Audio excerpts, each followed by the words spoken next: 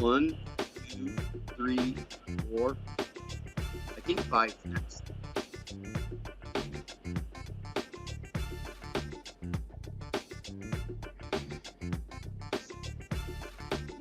Trying to get the Ethernet cable out so it doesn't work. I see Roland Martin on.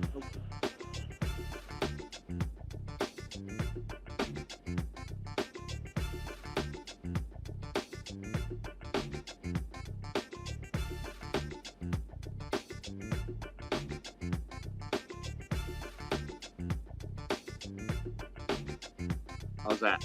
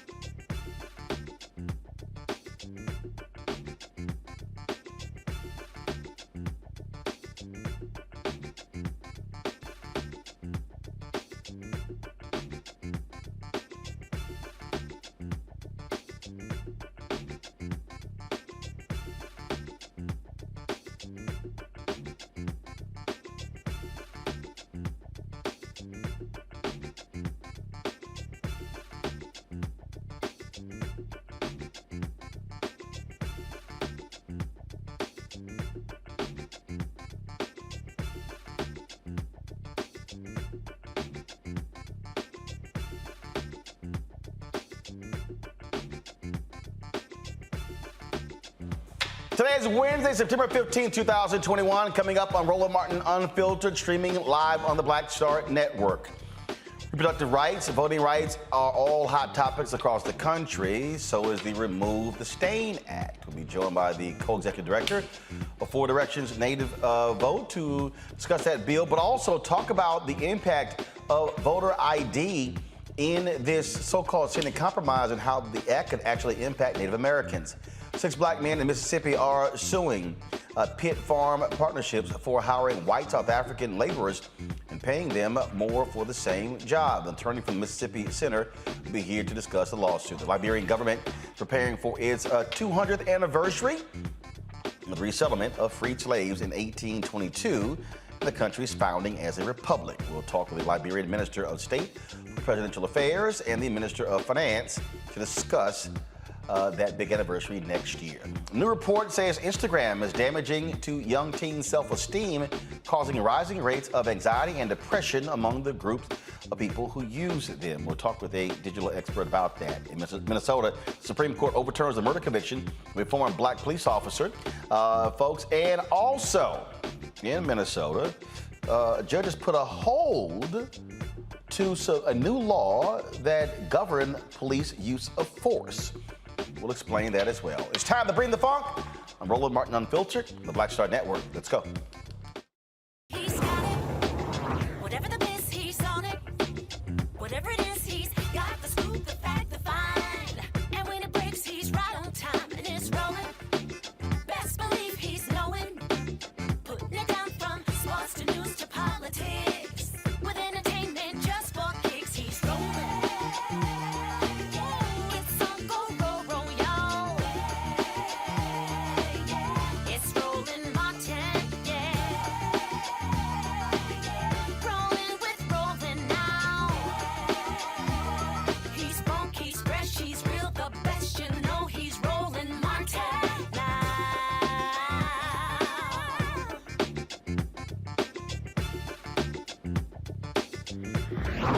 Martin. Folks, black women leaders and others took to the Supreme Court today to express their thoughts on Congress passing bills protecting reproductive rights, but also voting rights. The Black Women's Coalition, the Black Women's Roundtable, they were involved in that. We live streamed that particular event as well. Here's some of what took place at today's news conference. We have to demand that Congress pass federal legislation to protect the right to vote and the right to choose. Yes. Right now, we're at a critical juncture in our fight for justice. As state after state passes laws to restrict the right to vote and restrict reproductive rights, it's clear our democracy and our bodies are on attack. At the same time, we're also fighting against a Supreme Court that is hell-bent on destroying Roe v. Wade, as well as our nation's most consequential voting rights legislation, the Voting Rights Act of 1965. For me, the fight for voting rights is very personal. Growing up in Selma, Alabama, no one had to tell me about Amelia Boynton Robinson. No one had to tell me about the foot soldiers that fought for justice and gave themselves, their blood, sweat, and tears, and many died for the right to vote. Old battles have become new again. Surely we thought that our mothers had already fought for reproductive rights and won. Yes. Surely we thought that the foot soldiers had fought for the right of every American to vote and won. But we know old battles have become new again. We see over 400 laws just this year being introduced in state legislatures across this nation, trying to restrict the right to vote. And we say no. We say on the foot of the Supreme Court, no, hell no, we're not going back. Yeah, of course, it's Congresswoman Terry Sewell of Alabama. Of course, she is from the Black Belt there, where so many civil rights battles were actually fought. Now, there's talk that the United States Senate is going to vote next week on this compromise bill being led by West Virginia Senator Joe Manchin. There are a number of things that were stripped out of that bill, especially the ethics pieces. But one of the issues deals with voter ID. Now, although it does not explicitly call for a national voter ID, it does, though, according to Reverend Dr. William Barber of the Poor People's Campaign and others, literally paved the way to a national voter ID when there are a number of organizations and states continuing to fight voter ID in the courts. This issue of voter ID has an impact not only on African Americans, Latinos, but also Native Americans. Joining us right now is O.J. Siemens, co-executive director of Four Directions Native Vote. O.J., glad to have you back on Roland Martin Unfiltered. And so explain to our audience how Native Americans were specifically targeted in the last presidential campaign over the issue of voter ID. Sure. And first of all, thanks for having me here, Roland. And I want to congratulate you on your show of the Power Roundtable a few days ago. I think you straightening Governor Christie out, and I think we should name him now Governor Crispy after you roasted him, was pretty good. I mean, it's always good when you confront them with facts and they try to say that the words that you used aren't really the words that they understand. So congratulations on that. You did a great job. I appreciate it. First of all, voter IDs are really dangerous, not only to Indian country, but people of color, depending on where you live. On reservations throughout the United States, we do not have residential addresses. And so what is happening is by requiring a voter ID, they require a physical address on that. And so most Native Americans do not have physical addresses. And it is intentional, because I can tell you, when we were in North Dakota and they brought this on, it was the 8th Circuit and the Supreme Court that basically said they could have this. And it was weird because during the primary, they were able to vote without that ID. And then it came to the election, or prior to the election, then they required it. So, I mean, it was very intentional. But what happened was these states all over the United States, if you look at your telecommunication bill or your cell phone bill, there's a surcharge on there. That surcharge is used and then from the federal government given to the states. And then the states use that. What they first used it for was to provide those residential addresses within the state. Now, they did it all over the state, but they never did it in Indian country.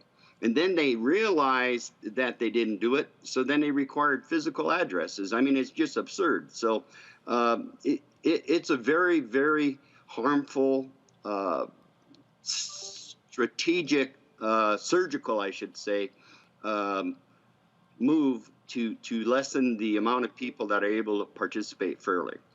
We talked in Georgia, 150,000 Native Americans residing in Georgia. Native American vote was huge in the state of Arizona. That is a battleground there as well. You, of course, had a Supreme Court decision dealing with the Second Amendment the Section 2 of the Voting Rights Act.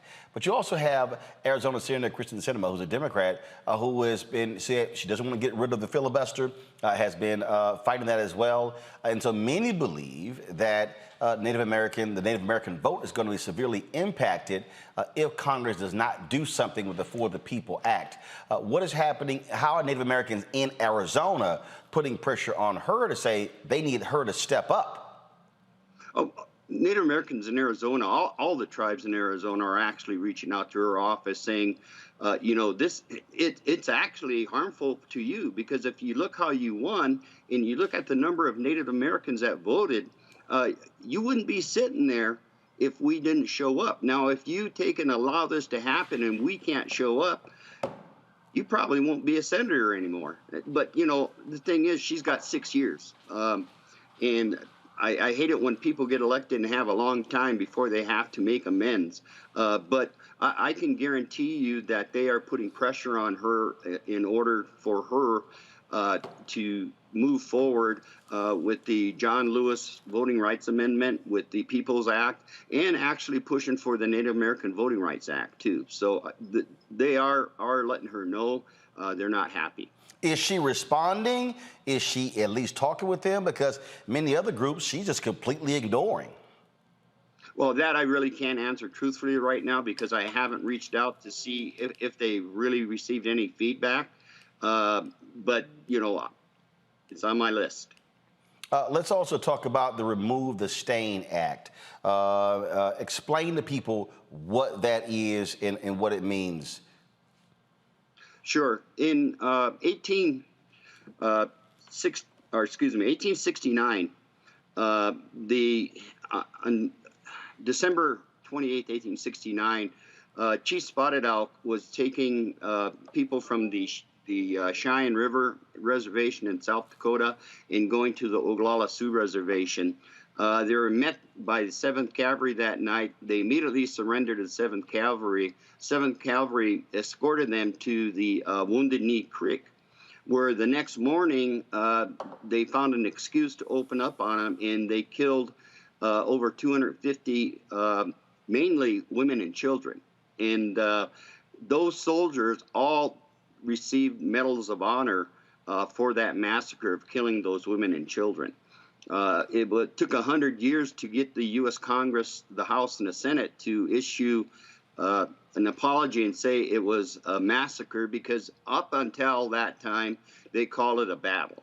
And so what we've been doing now for the past few years is trying to get Congress to move on taking those Medal of Honors away from those soldiers of 7th Cavalry that killed the women and children there. And so, first of all, where are we with that? Are you seeing any forward progress? We're actually moving along pretty good. We got legislation in the House and in the Senate called the Remove the Stain Act. We did attempt to get it put in the National Defense Authorization Act, but the Republican side would not allow us to do that unless we agreed to an amendment. And that amendment was basically saying that, okay, we're gonna let the Department of Defense review it, but we want them to review it with the terms that were used in the 1800s, and basically saying that it wasn't going to happen. So we would not agree to the amendment, and so it did not get out of the committee because it was a 50-50 split. One thing, if I can have a moment, Sure. General Miles, who was he's in charge of the overall cavalry, and was awarded the Medal of Honor during the Civil War, wrote this, and it was a confidential letter. And here's what he said about the Wounded Knee. He said, "Wholesale massacre occurred, and I have never heard of a more brutal, cold-blooded massacre than a Wounded Knee. About 200 women and children were killed and wounded, women with little children on their back, and small children, gunpowder burned by the men who killed them, being so near as to burn their flesh and their clothing with the powder from their guns, and nursing babies with 5 bullet holes in them." These are the people that they gave the Congressional Medal of Honor for. There was more medals given there than during the fight on terrorism this past 20 years. Wow. Well, that's certainly some history many people may not be aware of. We certainly appreciate, OJ, you being on the show. We're going to continue to focusing, obviously, on the voting issue. It is so critical, and we'll see exactly how the Senate is going to move on this next week. And so hope to have you back. Hey, I always appreciate it. I'll keep an eye on you. All right. I appreciate it. Thanks a lot. You have a good day. All right, then. I want to bring in my panel right now, talk about, again, the continuing pressure being applied to the United States Senate. A. Scott Bolden, former chair, National Bar Association Political Action Committee. Robert Portillo, Executive Director, Rainbow Push Coalition, Peachtree Street Project. Lauren Victoria Burke, writer with the NNPA, as well as the GRIO. Lauren, the news conference held today. What was key was that it was Black women leaders, but also you saw them bringing a lot of these white women out as well.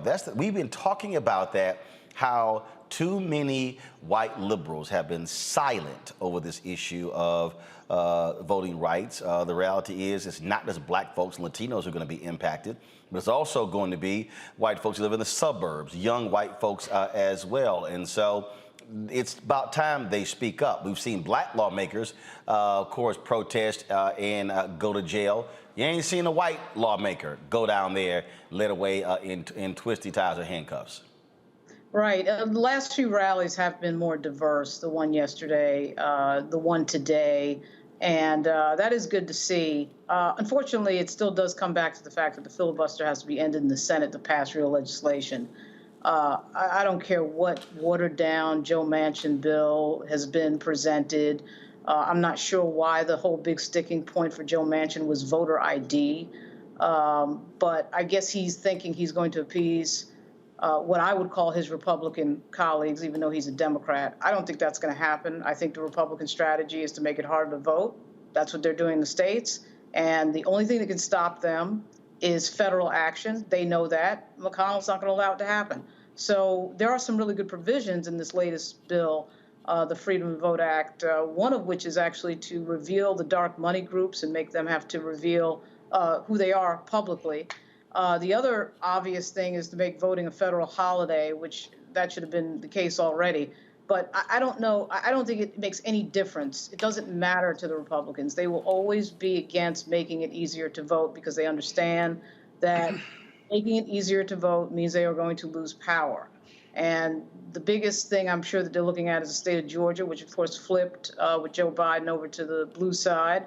And they can't have that happen again. So I think this is a kabuki dance, and we'll see what happens next week. But Manchin claiming that he's talking to Republicans is very cute. I don't think it makes any difference. So he still has not identified one Republican that is signed on.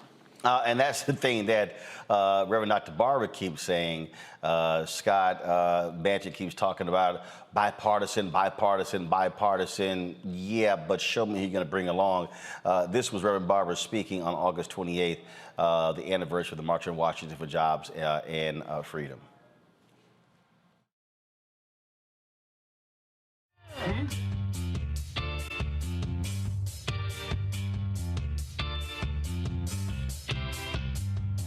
We watched two senators hold up everything.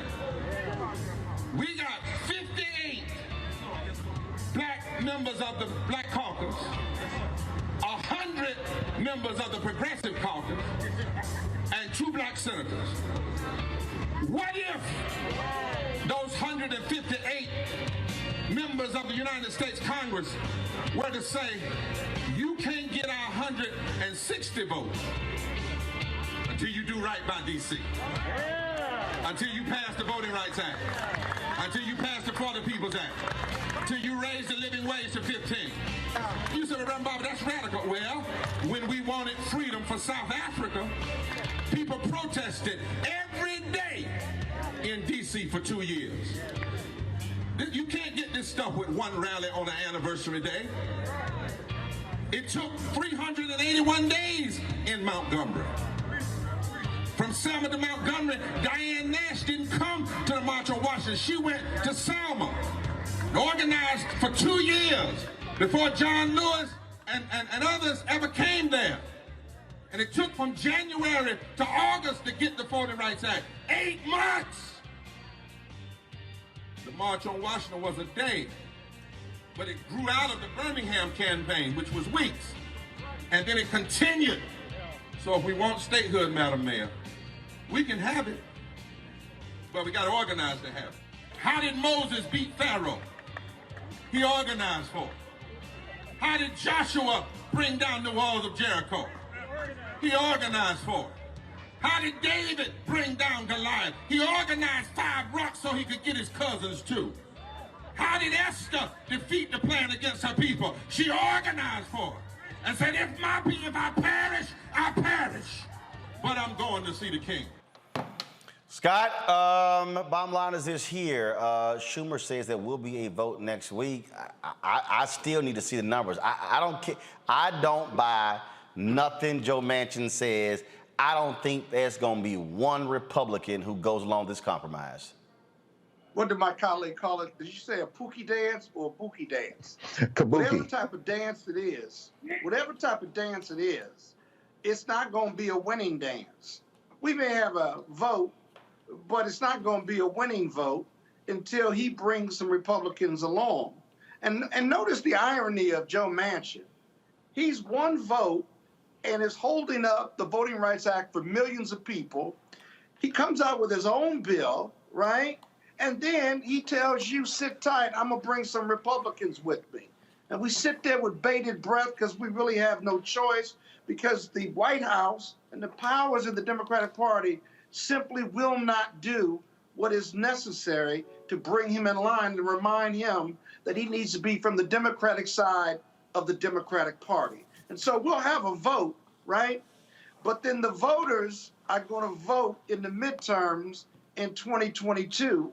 And the question will be, will black people show up again to give Democrats the majority in the Senate and the House? And in 4 years, will they show up to do the White House and give them the Democratic vote when the Democrats haven't kept their bargain with black voters? Will we show up? And the risk is that we won't, but Biden and the leaders of Democratic leaders simply don't believe that. They want to pass infrastructure. They want to pass the Build America Back Better budget. They want to pass climate change to placate white progressives and white Democrats and white independents, right? But it's black people. It's black people who delivered the White House and the Senate and the House. And now that they're there, we are essentially being ignored. You got to call it the way you see it. And time is wasting. It's getting short. And black people, again, are being ignored and shafted by white Democrats who they gave their vote to. Why should we give them our vote again? Robert, this was, Lauren talked about the dark money aspect, but this is what Walter Schaub, who used to be the director of the Office of Government Ethics, tweeted out. He said the bill has to pass because voter rights are under attack, but he also laid out what's not in the bill. He said what was stripped out of the bill. He said, these are the provisions that the House of Representatives passed, but the Senate, no. This was a bridge too far for these senators. Somebody should ask them why. It said require POTUS, vice POTUS, plus candidates for POTUS, vice POTUS to disclose 10 years of tax returns. Stripped out.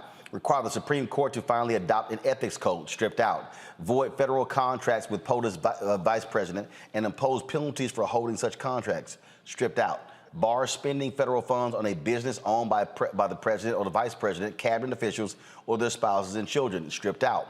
Authorize the Office of Government Ethics to conduct investigations and issue subpoenas which can be enforced by a district court, stripped out. Authorize OGE to impose disciplinary action, stripped out. Authorize OGE to require agencies to seek OGE's approval when resolving conflicts of interest, issuing waivers, or handling other ethics matters. Require OGE to create a public online database for any records it approves. Require agency ethics officials to provide OGE with a broad array of ethics records and require OGE to post them online. Require a presidential appointee to recuse from any particular matter involving a party who is the POTUS who appointed him or her, the spouse or child of that POTUS, or an entity in which any of these individuals has a substantial interest. Again, all of this stripped out. There are other things that have been stripped out of the bill, and you have to wonder, as he said, what are y'all afraid of? Well, this isn't a mystery. If you go into a room full of criminals and ask them to pass laws to regulate themselves, what do you think they're going to do? The reason those things got stripped out is because they got stripped out because these people have no interest in regulating themselves. And let's understand, the For the People Act was already too weak when it passed the House of Representatives. It was not responsive to the new wave of voter suppression the Republicans are doing right now. We're still talking about voter ID, those sorts of things. What Republicans are doing in 2021 is selecting their own voters. Look at what they're doing right here in Georgia. Look at what they're doing in Texas. They're attacking the right to vote in whole new ways. So you took a bill that was too weak to start with, and then you made it weaker. And then now we're talking about a compromise that paves the way for nationwide voter ID. Well, what the hell are we even voting on it for? Let's look at Georgia, for example. You know, that's where I'm at. So President Trump lost by a little less than 12,000 votes. There are 159 counties in the state of Georgia. He lost by a grand total of about 80 votes per county. So when you're talking about voter ID, you're going to be stripping out far more than the 80-ish votes per county that will be needed to get President Trump the White House, to get John Ossoff out of office, to get Raphael Warnock out of office, to give Republicans a filibuster-proof majority in the Senate, until they'll be able to govern by fiat from now until the end of time. What the hell is the purpose of us marching and fighting to get Democrats elected if they're going to be doing exactly what George Bush was trying to do back in 2004? What Scott was saying, I think, is putting it mildly. wildly. I feel like what Joe Manchin is doing right now is just throwing up smoke signals to try to run out the clock, because everybody knows that after Labor Day, you got about 90 days to pass legislation before everyone turns into campaign mode for the 2022 election cycle. So if every part of this agenda is not passed in the next 90 days, well, then we're not going to get any of these things done, because 2022 is going to be a dead season. After Joe Biden's no good, terrible, very bad summer, everything from the economic numbers to the pullout from Afghanistan, he's got to put points on the board. This is not putting points on the board. It seems as if they're trying to intentionally lose. They are trying to pave the way for the reestablishment of that MAGA government, which was going to be coming back in. President Trump is already running a Vichy regime in the shadows, and they have their candidates ready to run, rip-roaring, ready to go. They have their media apparatuses. They've got an entire cabinet in waiting, and the Democrats seem to not know what country they are running in. So the fact that they're not putting every effort into passing this entire agenda shows you that when they come to the community every 2 to 4 years and say, black women are the backbone of the Democratic Party, we know they're lying to you through their teeth. They don't give a damn about you. You're the last thing on that agenda. And at this point, anybody who's still falling for it, now you got to start looking at them sideways. So it's nice that the white women have finally decided to show up to talk about voting rights now that we have tied it to abortion. But I want to see them coming together, standing alone when it's not something that they want on the table also. Standing up for that coalition of people that they say is the backbone of the party, not just in election years, but during legislative seasons that we're not seeing it right now, and I don't think we're going to see it. We're not going to see the pressure put on Joe Manchin and Christian Sinema, because they have bigger agenda items they want to get passed. And because of that, I'm not going to blame black folks and be browbeating them when they say, well, why do I need to get out and vote? Because what we're seeing is exactly what the naysayers have been saying the entire time. Folks, again, supposedly they're going to vote on this next week. We're going to continue to cover this. If you want to see the full news conference that took place at the Supreme Court today, simply go to our YouTube channel or go to Black Star Network, the app, and you can actually see that full news conference. We live streamed it as well. Got to go to a break. We come back. We're going to talk about the 200th anniversary next year of the country of Liberia. We'll hear from a couple of government officials what their plans are for that country, which was settled by freed slaves in the 1800s. That is next on Roland Martin Unfiltered, streaming live on the Black Star Network. Back in a moment. I believe that people our age have lost the ability to focus the discipline on the art of organizing. The challenges, there's so many of them and they're complex. And we need to be moving to address them. But I'm able to say, watch out, Tiffany. I know this road. That is so freaking dope.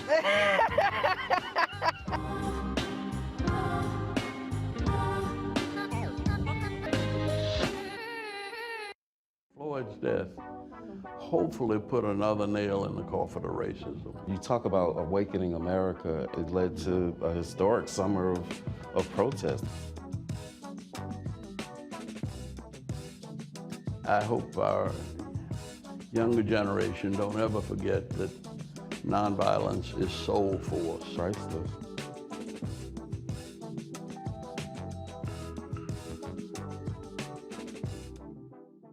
Carl Payne pretended to be Roland Martin. Holla! Hi, I'm Chaley Rose, and you're watching Roland Martin Unfiltered.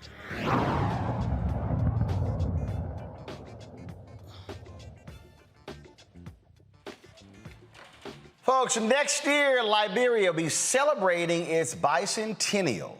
That's right, 200 years. Of course, it was settled by freed slaves. It is, of course, also the place where you had the first female president, the continent, Ella Johnson Sirleaf, as well. And so we're looking forward to that. Joining us right now, a couple of guests. They were here in Washington, D.C., of course, catching up. A lot of journalists on this very issue. So joining us right now on the show is the Honorable Samuel Twaye, hope I said that, pronounced it correct, Minister of Finance and Developmental Planning for the Republic of Liberia, and also the Honorable Ledger Hood Rennie, Minister of Information, Cultural Affairs, and Tourism for the Republic of Liberia. Gentlemen, glad to have both of you here. So first and foremost, When is the actual celebration? Is it going to be all year, or are you designating a particular area, a particular time in 2022? Well, thank you, Martin, for having us here on this important show. It's going to be all year, straight answer. There are events we're planning along the entire year 2022, which will make this 200th anniversary of freed African-American Black slaves from the United States, multiple states from the United States, coming together to establish an example of African or Pan-African leadership on the continent of Africa. So imagine the context in which this is happening. At the time they're making this decision, blacks are slaves in the United States, and they're fleeing the conditions of slavery, and they say, we can search for freedom back home in Africa where we belong. And 200 years after that decision, after conjoining with other African brothers and sisters, indigenous brothers and sisters on the continent, in Liberia, where Liberia is today, we now have the Republic of Liberia. You just said we had our first, Africa has had its first female president in Madam Ellen Johnson Sirleaf, and now we have President George Manneh Weir, who's been in office since 2018. So this next year, we want to invite the entire world. We don't invite Americans, African Americans, to celebrate this history, to celebrate this joining to freedom and to Pan-African leadership. This is going to happen. We want to bring the world to see what Liberia is. Liberia's story is an untold story. Most of Americans do not know about Liberia, even though we have this umbilical relationship with the United States. Most of Europe does not know much about Liberia, Asia, all over the world. We want people to hear the Liberian story. And the beginning of that is this 200th anniversary. We're going to be planning massive events, a number of things, a number of experts, all dimensions will be there. And I think it's going to be a great moment for the country. It's interesting. So you hear people say all the time, or you've heard people say for a very long time, we need our own country. Well, the reality is Liberia is the only country in the world that was settled by freed slaves from the United States. And that is why it's deeply rooted in our foundation and our history. That is why we want to commemorate that history, strong and deeply rooted to that of the United States of America. We cherish our rich and diverse culture, but yet at the same time, a union so strong that has led to the emancipation of many other countries across the world. Liberia's history is deeply rooted in the fact that black men, people of color, let me say, have been able to show to the rest of the world that they too have the gravitas and the wherewithal and the intelligence to continue on their own, to be able to rule themselves, govern themselves in a respectable way, and be free. And that is what that union has shown. So we talk about this celebration. Obviously, we go back to 1619, 2019. There were Ghana really put together a strong plan. A lot of people were traveling to Ghana for the year of return, this 400th anniversary of the first people of African descent coming to the United States, which began slavery in this country. And so are you looking at doing something similar to what they did, where they begin to reach out to folks, people begin to put tours together, and then creating sort of a really strong tourism opportunity? And then also, now granted, people have been going to Ghana for a very long time, but you don't have the same emphasis of travel that's been happening to Liberians. So talk about, from an infrastructure standpoint, what are you putting together to actually make this really a strong bicentennial celebration? Yeah, definitely. We definitely will learn from the Ghana experience, but I think the Liberia experience is going to be unique. Yes, we've set up a national steering committee in which the ambassador of the United States to Liberia is a member. And we're working with leaders across here in the United States to help make this happen. Obviously, Liberia does have its fair share of infrastructure challenges. but we're putting together a program that is consistent with the level of development we are. We're having some innovations to overcome some structural challenges as part of the planning process.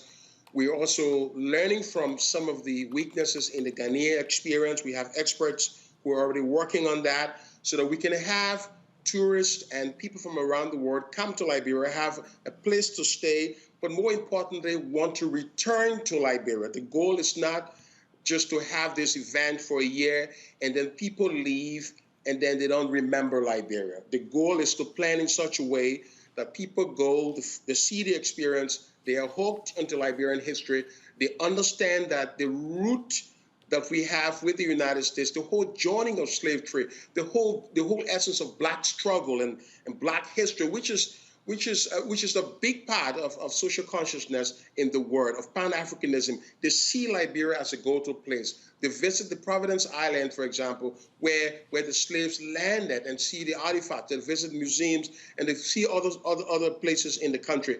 They will have wonderful places to stay. We're looking for ways and convenient ways to accommodate as many persons around the world as possible, consistent with the constraints we have. But the real goal is to make sure that this is not a single event, that there's going to be continual flow after this event, that we become a tourism economy after this event, and we move in that direction. This is very huge for the country. Before I go to my panel for questions, you talked about the challenges that you have. Look, I went to Ghana in 2008. I was back in 2019, and I saw the dramatic change in facilities in that 11-year period. When President Johnson Sirleaf, when she was sworn in, I remember Bob Johnson, if I'm correct, didn't he also open a resort or a hotel there? Yes. In terms of that level of capacity, what are you doing? Are you also looking towards African Americans also for investment in terms of being able to build up your infrastructure ahead of the 200th anniversary? And when we talk about preparing for that, you just said something that I think is a lot different.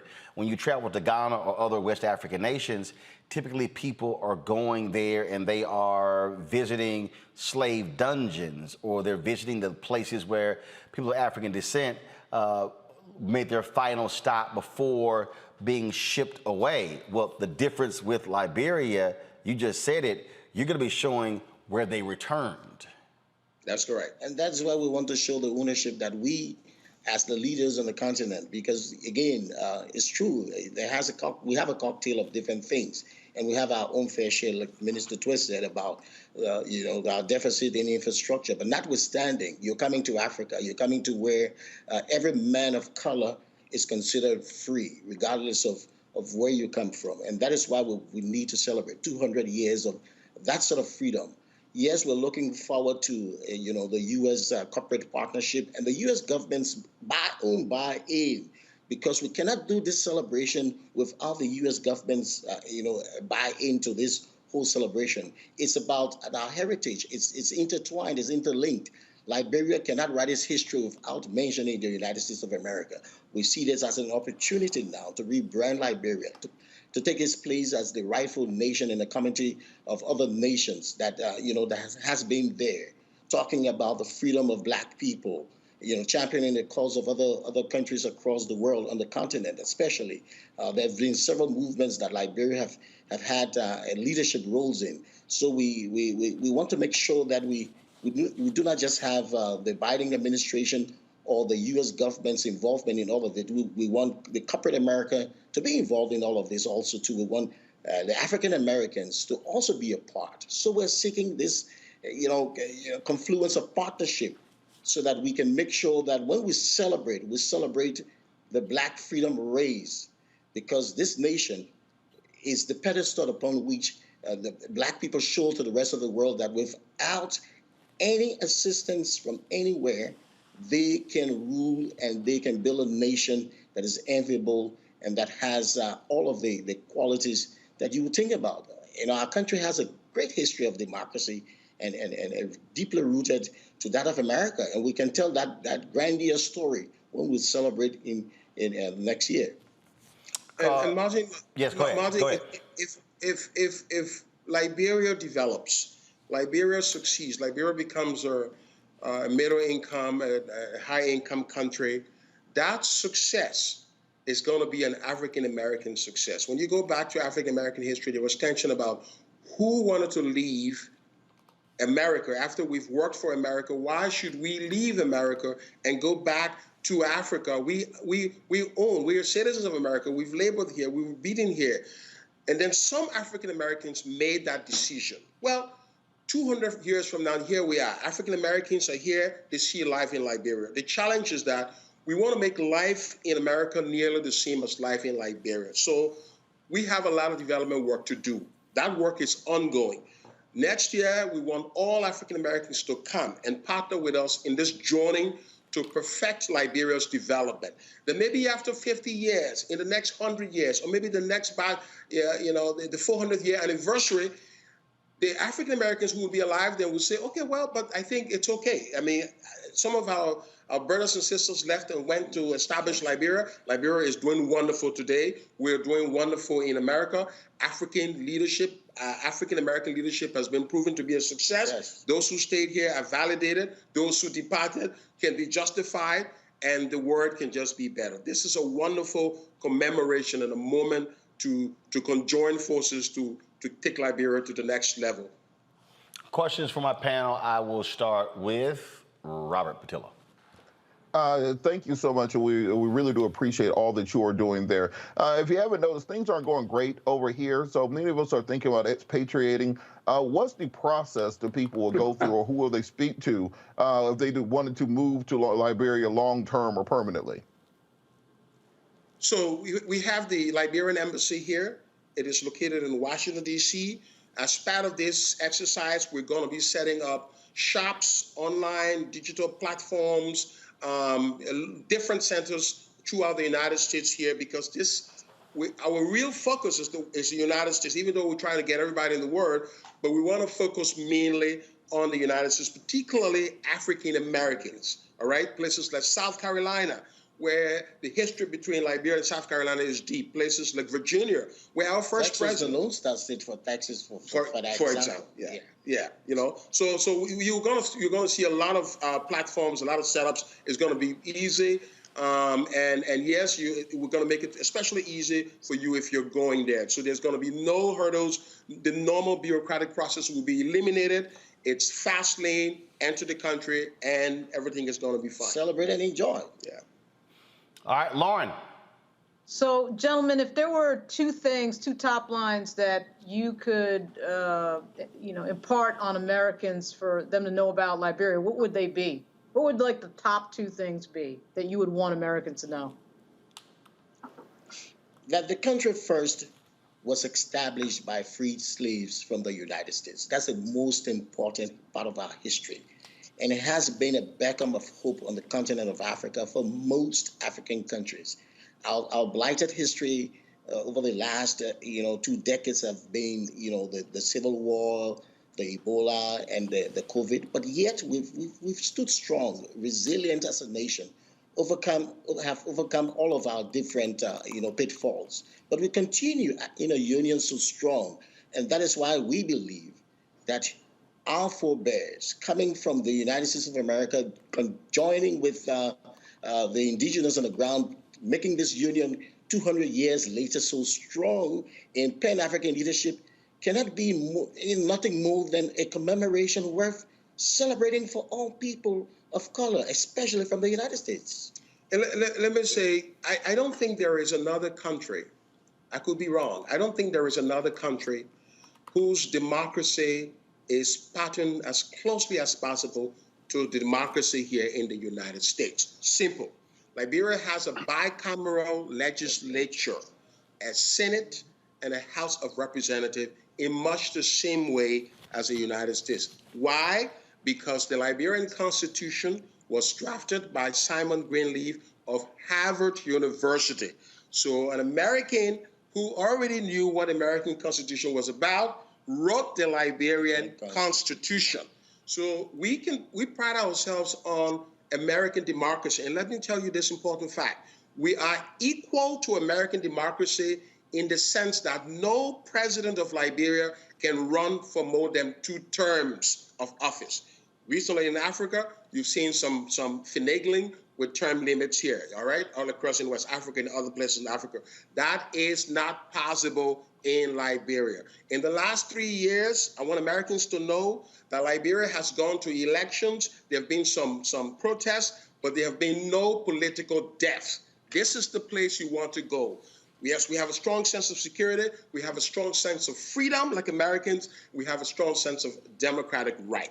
This is the tradition we are building, partnering after here the democracy in the United States. So I would like for African Americans, for Americans in general, to know about Liberia.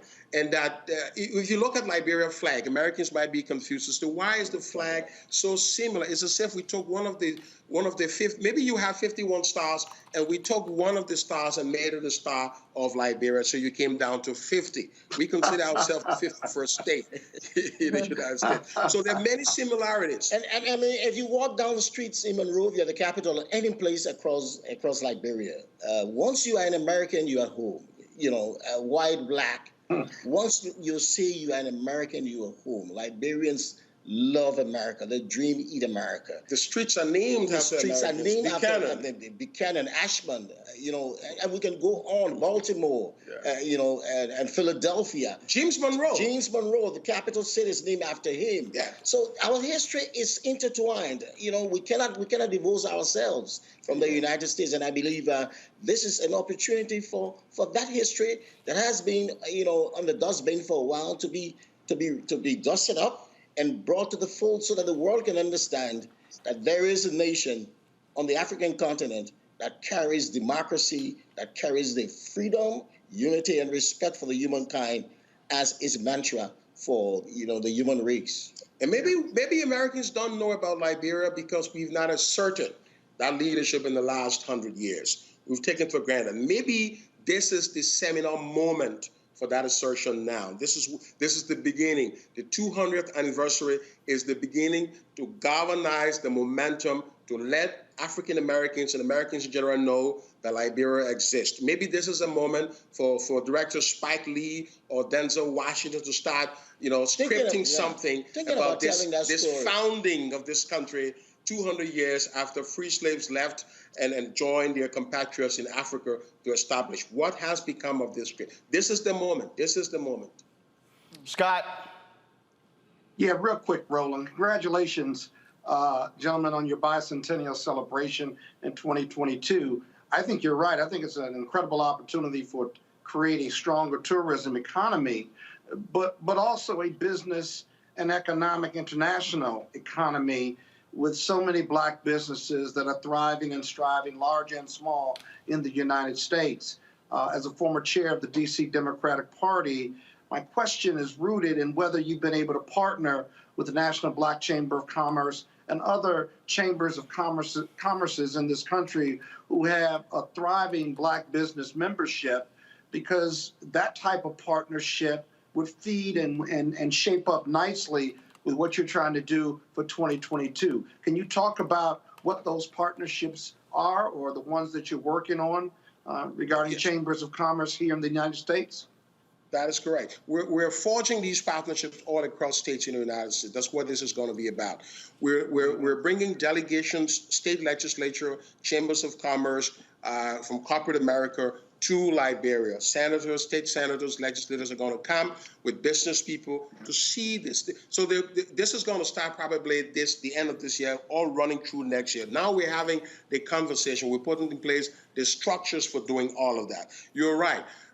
When you look at the number of American investments in Liberia, even though we've had this wonderful history, you can literally count American capital in Liberia. So you think Firestone, for example, right? Yeah. Firestone has been sold out. It's no longer an American company, I think, but we still associate that with America. So Firestone was a fixture in the American economy. Coca-Cola is another one. You know, you stop after naming 2 or 3. The key question is that there are lots of small businesses in America. There are lots of small entrepreneurs who could locate in Liberia. We want to use this opportunity of this 200th anniversary to begin to attract them, to have a conversation with these entrepreneurs in different state capitals. You know, African American business people, American business people in general. That's the conversation we're having. We're talking about investment climate. We're looking at opportunities that we can give these companies to locate. Liberia has a generous tax incentive for investors. We give you, input waivers for a period of 10 years if you're investing a certain amount above a certain threshold. We can give you tax waivers if you're moving into certain industries. So we have we can make special provisions for you for land and land ownership and all of that. All of these we're prepared to give just to attract the world and just to attract African Americans and Americans in general to Liberia. We want to use this as an opportunity to create an oasis of the United States on the continent of Africa, that you can leave from here at 6 to 7 hours on a flight and land in Monrovia, any part of Liberia for that matter, and feel at home, that you're not losing anything. And that is why we believe that this sort of partnership, corporate as well as political and social, will do us best if we can get this down the road. So Roland, real quick, I'm sorry, go right ahead. Go ahead. No, the business incentives, I'm really happy to hear you talk about those business and tax incentives, because that'll be so vitally important to Black businesses in the U.S. who may not be thinking about doing anything internationally, but those opportunities are there. You present those business incentives, making it easier for our large and small businesses here to do business there will be the key to your success. So all the best of luck. Thank you. We do appreciate it. And I hope you'll be an ambassador for all of us to make sure that this works, because it's a home far away from home. Absolutely. Absolutely. All right. So I have a few more questions. Has any of you traced your origin back to Liberia? Have not. You should, Martin. You look just like me. I think we have something in common. Now, you don't look this good. Oh, hey guys, he thinks he is pretty. You cannot tell him anything. He thinks he is pretty. Whatever. All right, so I want to go over a couple of things, and this is sort of related to what Robert had to say. So Ghana did this. Are you looking at creating any dual citizenship opportunities? That's the first question. Mm-hmm. Yes, we're looking at those possibilities. Actually, our president tabled before the national legislature a dual citizen bill. So that conversation is happening right now as we speak.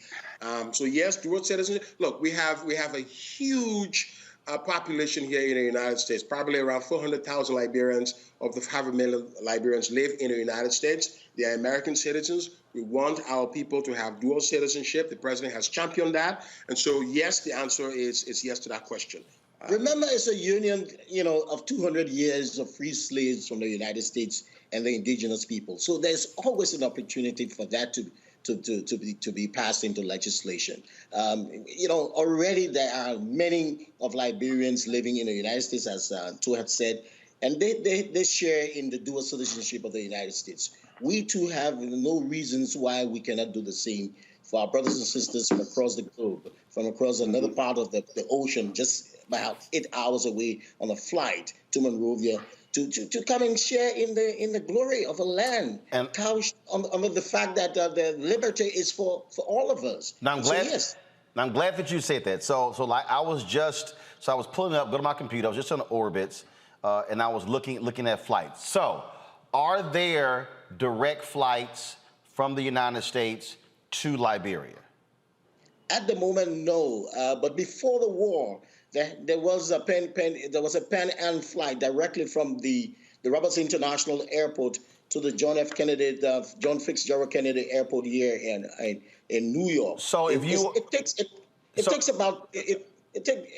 Delta was also there, but because of economic reasons, right. They were unable to continue, but we're working on that. So if you're going to have, that leads to the next question. So we saw Look, the airlines made a lot of money. Black folks and many people from across the African diaspora who travel to Ghana in the year of return.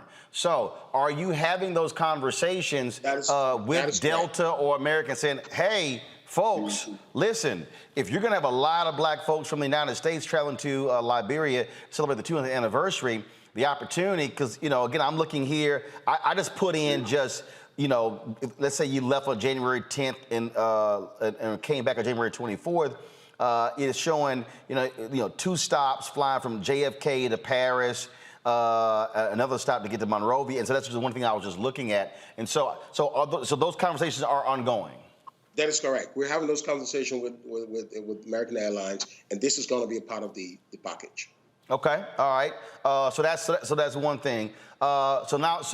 Look, you know, we have obviously a digital show. I launched Black Star Network, and actually that name came from Marcus Garvey's cruise line, because he wanted to create that to connect people in African Americans with the African diaspora. Of course, you have Black Star Square there in Ghana.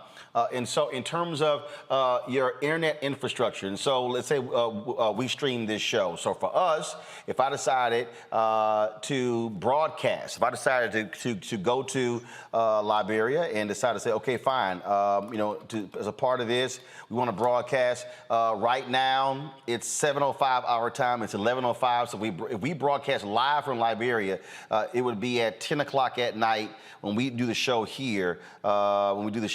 Live.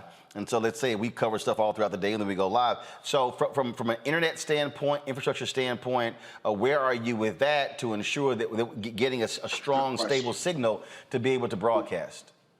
That is correct. We have the bandwidth to do that. We have 2 major telecommunication carriers in Liberia, Orange and Lone Star. And our internet is probably a little stronger than what you have here in the United States. So you have to test that. Martin, you have to test that. Okay, look, we read. So here's the deal. Like I say, I went to Ghana in December 2019 when Bakari Sellers reached out to me saying the breakfast y'all putting together. I said, all right. I said, let me know when the celebration. Obviously, it's going to be year long, but you're going to have some sort of major kickoff stuff along those lines. Love to see the schedule. Because this is black owned, I don't have to ask anybody's opinion. We definitely can bring the show to Liberia and broadcast from Liberia next year. Let's set up the infrastructure for you and make sure this is our first break. You have a seamless broadcast. This is our first break, and we're having our first break on a black-owned show. That's it. So talk about Pan-Africanism. So we absolutely will talk and connect in terms of, you know, hotels, booking rooms, all that sort of stuff like that, bringing our crew, shooting stuff. I also would like to know, and again, this is where I think also for you, when I was in Ghana, I hired a crew there, so I also believe in giving folks opportunity there. So the folks there who do audio and video, we want to connect, and so I look forward to having a greater conversation on what we can do to help participate. I'm sure you guys are going to be advertising. You're going to be trying to reach a lot, and so we reach a whole lot of black people, and so we certainly can partner in this. Thank you. The ITC infrastructure is in place to get you going, so you don't have to worry about that. Also, the personnel, we have the technical crew to be able to assist your broadcast, to assist in the kinds of works you want to do, to get your show going, to get even the restaurants here, the business people here, to stream from Liberia their products. When they go to Monrovia and see, and parts of Liberia to see the beautiful beaches and the ecosystem, you know, we have a lot to show the rest of the world. And just by using the internet, they can be good ambassadors for our country. And that's what we're trying to do. Rebrand Liberia, tell this Pan-African history, and that brings it to the fold internationally. And that's what our focus is for this bicentennial. Yeah, I better get ready. I got a whole bunch of followers and fans. And so all of a sudden, if a couple thousand of us show up, we're gonna be ready to party and have a good time. I tell you, we'll have a party. You'll be okay. You'll be okay. All right, then. Gentlemen, I appreciate it. Good luck with the bicentennial, and we definitely will be chatting more. This sounds like an absolute fun thing, and I think it is important for a lot of African Americans who do not know the history of Liberia being settled by freed slaves. And so we look forward to sharing the information over the next several months. Thank you. Thank you for having us. We appreciate that. Thank you very much, sir. One more back to my panel. See, this really is, I think, Robert, Lauren, and Scott, really is a great opportunity because, you know, we always hear folks talk about, oh man, you know, some people, we ain't talking about that African stuff. We're not from there. Well, the reality is, people don't understand the history, you know, of their country and the ability to provide the information and where you do have that connection.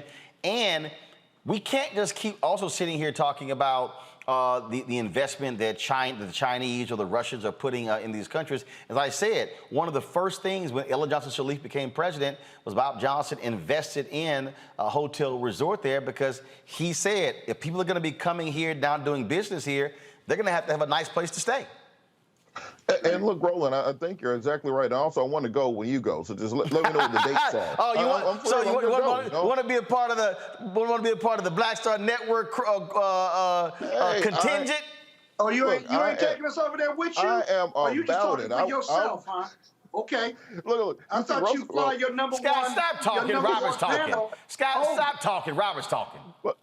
But look, one of the things I always get in arguments with, you know, the ADOS and the foundational Black Americans people about is separating people within the diaspora that we should all be united as one. But I think Liberia is a prime example of understanding that, look, we are united across the globe, and we really do need to be forging these economic ties. And that once you get out of this American sphere of influence, you realize there's a whole rest of the world out there. There are tremendous economic opportunities out there for you. And just as you said, my friend Rashad McCory went to Ghana at the beginning of the pandemic and is still there because he realized how great it is simply to just stay there. And I think more African Americans seeing what we are dealing with in this country, where after hundreds of years we're still marching and protesting just for the right to vote. Getting over there and being able to stretch your legs out and be around your own people and be around your own culture and society, your own history and traditions in a very westernized way, whereas the acclimation process is a little bit easier, where there's not so much of a language barrier and cultural barriers they were just mentioning. I think it's a great opportunity. And like I said, I'm in there. Just let me know the dates. I'll be right there with you. Just make sure it's at least a 4 to 5 star hotel. I'm there. So you look at you already. So you trying to sit here and, you know, already. Hold up. At least four or five. We ain't gonna ask your bougie self, Scott. I ain't gonna be in no hostel by the airport. I can't. See, already, y'all. Lauren, go ahead. I will say, the risk of sounding like a snob, I'm definitely looking for the 3 or 4 star hotel. But it's interesting, Robert, you mentioned EDOS and the connect, you know, the sort of complaints that people generally have about us not being as joined as we should be in a Pan-African way or an economic way. But, you know, there are doers and then there are talkers. And the people, what we find in our technological age is that these pieces of technology like Twitter and Facebook provide for a lot of talking and not a lot of doing. I think that what Roland was saying about the economic piece and going over and doing a show there, I mean, right there is a big piece of action because you involve so many people in that, who you have to hire, obviously, on the ground. I mean, it's just such a basic thing. And, you know, if you do that and you multiply that by all the Black companies who are in the United States that have some bandwidth, that makes a huge impact. Looks like a beautiful country. And again, I mean, Scott. I mean, first of all, I mean, I'm being dead serious. I mean, the reality is, you know, the experience when we were in Ghana, we're literally editing right now, finishing editing that 10-part series. And what I'll do is I'll be sure in one of the commercial breaks, hey guys, if y'all pull that 3-minute sizzle reel we put together. We put that thing together right now, and it's telling a story. It's telling a story, and a lot of people just simply do not know. It is actually, it's our history. Right. Yeah, no question about it. It's an incredible opportunity. And I'll tell you this, Roland, if you go and if we're not being remote, then I will go too. I ain't working for you or anything. But if you let me do my Wednesday night spot from Monrovia live on the set, I'll certainly go, and then I'll vacation the rest of the week or two I'm there. I might even buy you dinner. I'm serious. I'm serious too. I'm serious. I'm very so serious. McCarty told me, I said. The important thing is this, though. That investment opportunity that I talked to with the gentleman is super important, but they've got to have the infrastructure and be ready for it. And then, two, that'll allow black businesses all over this country to be willing to invest because they have a level of comfort because they have the infrastructure. They make it easy on them. Most black businesses, big or small, are reluctant to do business in Africa because they either don't understand it or do business anywhere else other than the U.S. because they don't understand it. But it's a thriving economy out there, world economy, and the opportunities are even greater there and around the world than they may be here with whatever business limitations they have. And so I would hope that you would promote business investment as part of what your discussion is about this bicentennial. All right, then. So, folks, we're going to go to a break right now. We come back. We're going to talk other issues here on Roland Martin Unfiltered. We'll be back. Of course, you can also support what we do. First off, download the Black Star Network app. As I said, announced last night, we've gone past 10,000 downloads. Let me just see where we are right now. See what our number is right now. So we're past 10,000. Now we're on to the next 10,000. So we want to hit 20,000 downloads. Our goal, of course, by December 1st to have 50,000 downloads of the app. And so all you got to do is go to all the platforms. We're at 10,367. iPhone, Android, Apple TV, Android TV, of course, Amazon Fire Stick, Amazon TV, Roku, Xbox, Samsung TV. You can download us on all those platforms. You can also support us because your dollars allow us to do what we do. We were, of course, in Atlanta last night at the Four Brothers Only meeting. Phenomenal conversation. If you missed that, y'all go back and watch that show. It was unbelievable. And so check it out. It's right there on the Black Star Network app. It's also, of course, on our YouTube channel. Go back and watch that. And so check it out. You can support us. Cash App, $RM Unfiltered. PayPal.me/R Martin Unfiltered. Venmo.com is /RM Unfiltered. Zelle is Roland@RolandSMartin.com. Roland@RolandMartinUnfiltered.com. In this break, I'm going to show you, of course, the teaser of the 2019 project that we're putting together, that we are editing. And so after we show you this, we'll come back right here on Roland Martin Unfiltered on the Black Star Network.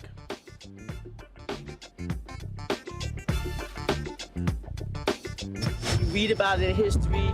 You know, you talk about it, you see it on our side, you know, of the United States, but to actually come here and see where this story of slavery started, and connecting the dots is just a wow factor for me right now.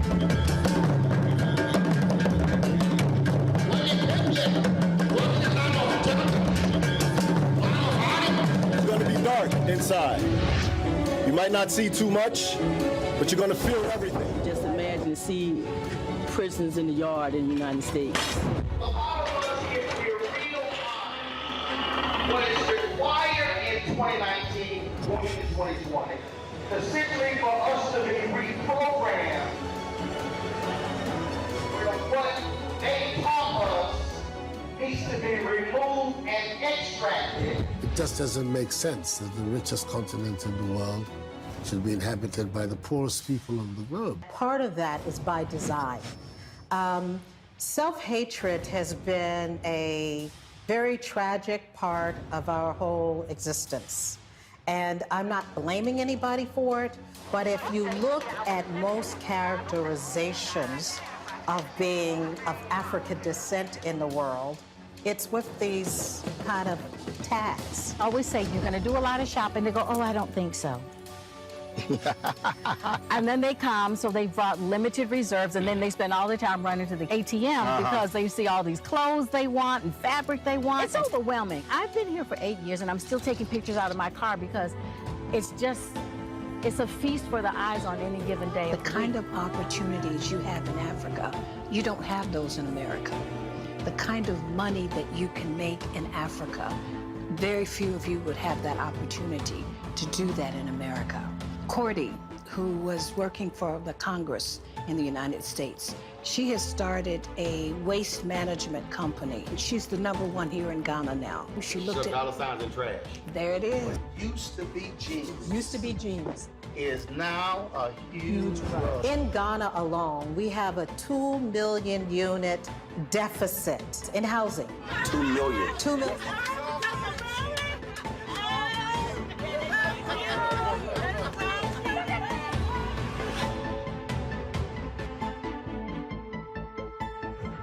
Seven of the 10 fastest growing economies right now are African nations. Why in the world would we not be trying to figure out how to connect? Because the Lebanese are, the Chinese are, everybody else is doing it. We will be crazy to do it. And it's with people who look like us. We will be crazy to do it. Crazy to do it. Crazy to do it.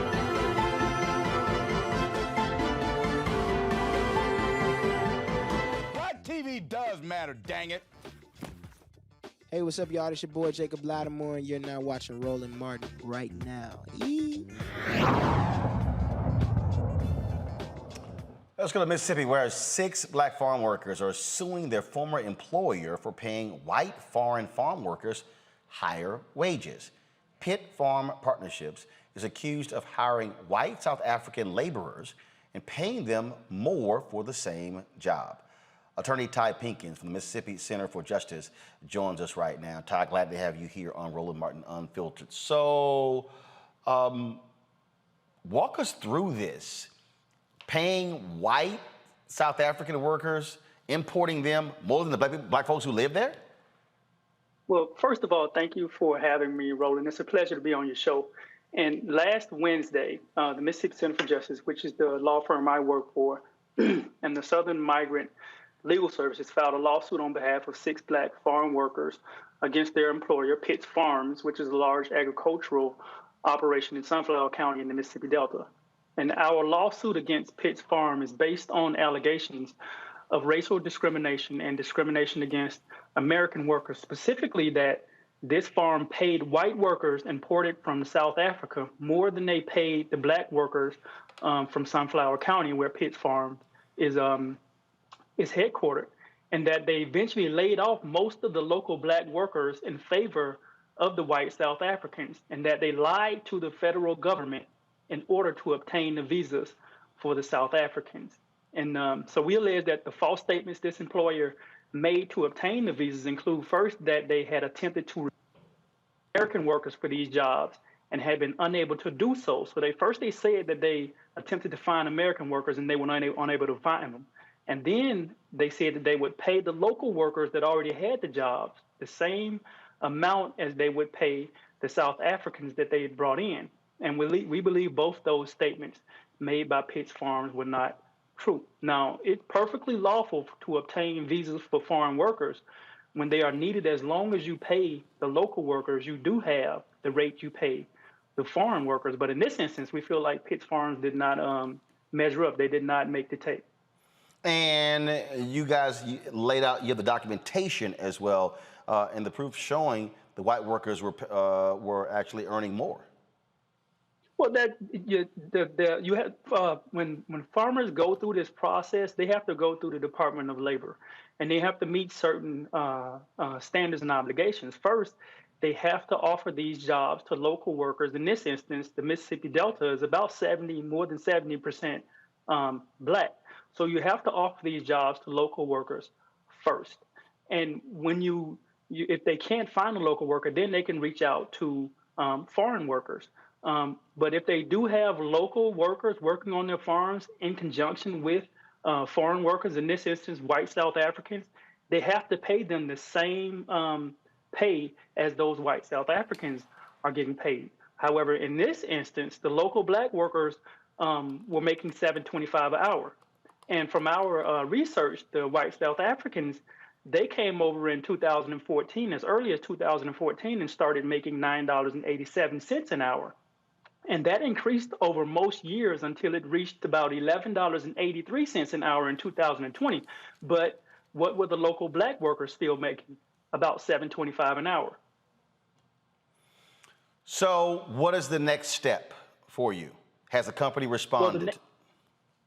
Well, the next step for us is to prepare for litigation. The company, I can't get into whether the company has responded or not, but the next step for us is to get into litigation where Pitts Farms will have to explain the discrepancy in the pay and why, given that in Mississippi, particularly the Mississippi Delta, you have some counties with an unemployment rate exceeding 13, 14%, and a poverty level in some of these counties in the Mississippi Delta as high as 39%.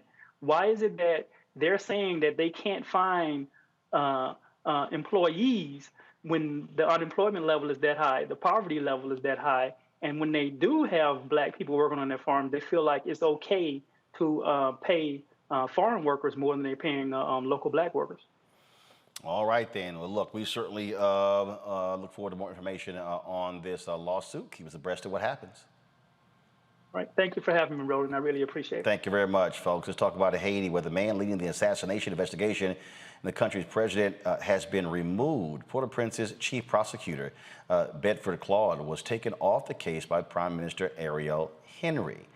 Claude believed there was evidence linking Henry to the July 7th murder of President Jovenel Moïse. Henry was asked to testify about the case, pointing to evidence that a key suspect in the assassination called him after the attack on the first family. France-Louise Juste is now the interim top prosecutor. More than 40 arrests have been made in connection with the assassination. This continues to be an absolutely strange story that is going on there, and we're going to continue to follow this, the assassination of the Haitian president. No one can still explain how in the world armed individuals stormed his home. No guards got killed, but the person they were protecting, he's dead.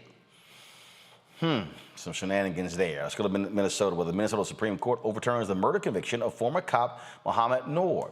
The state's high court reversed the 2019 third-degree murder conviction in the killing of an Australian woman who called 911 in 2017. The second-degree manslaughter conviction remains in the death of Justine Damon. Noor was sentenced to 12 and a half years in prison.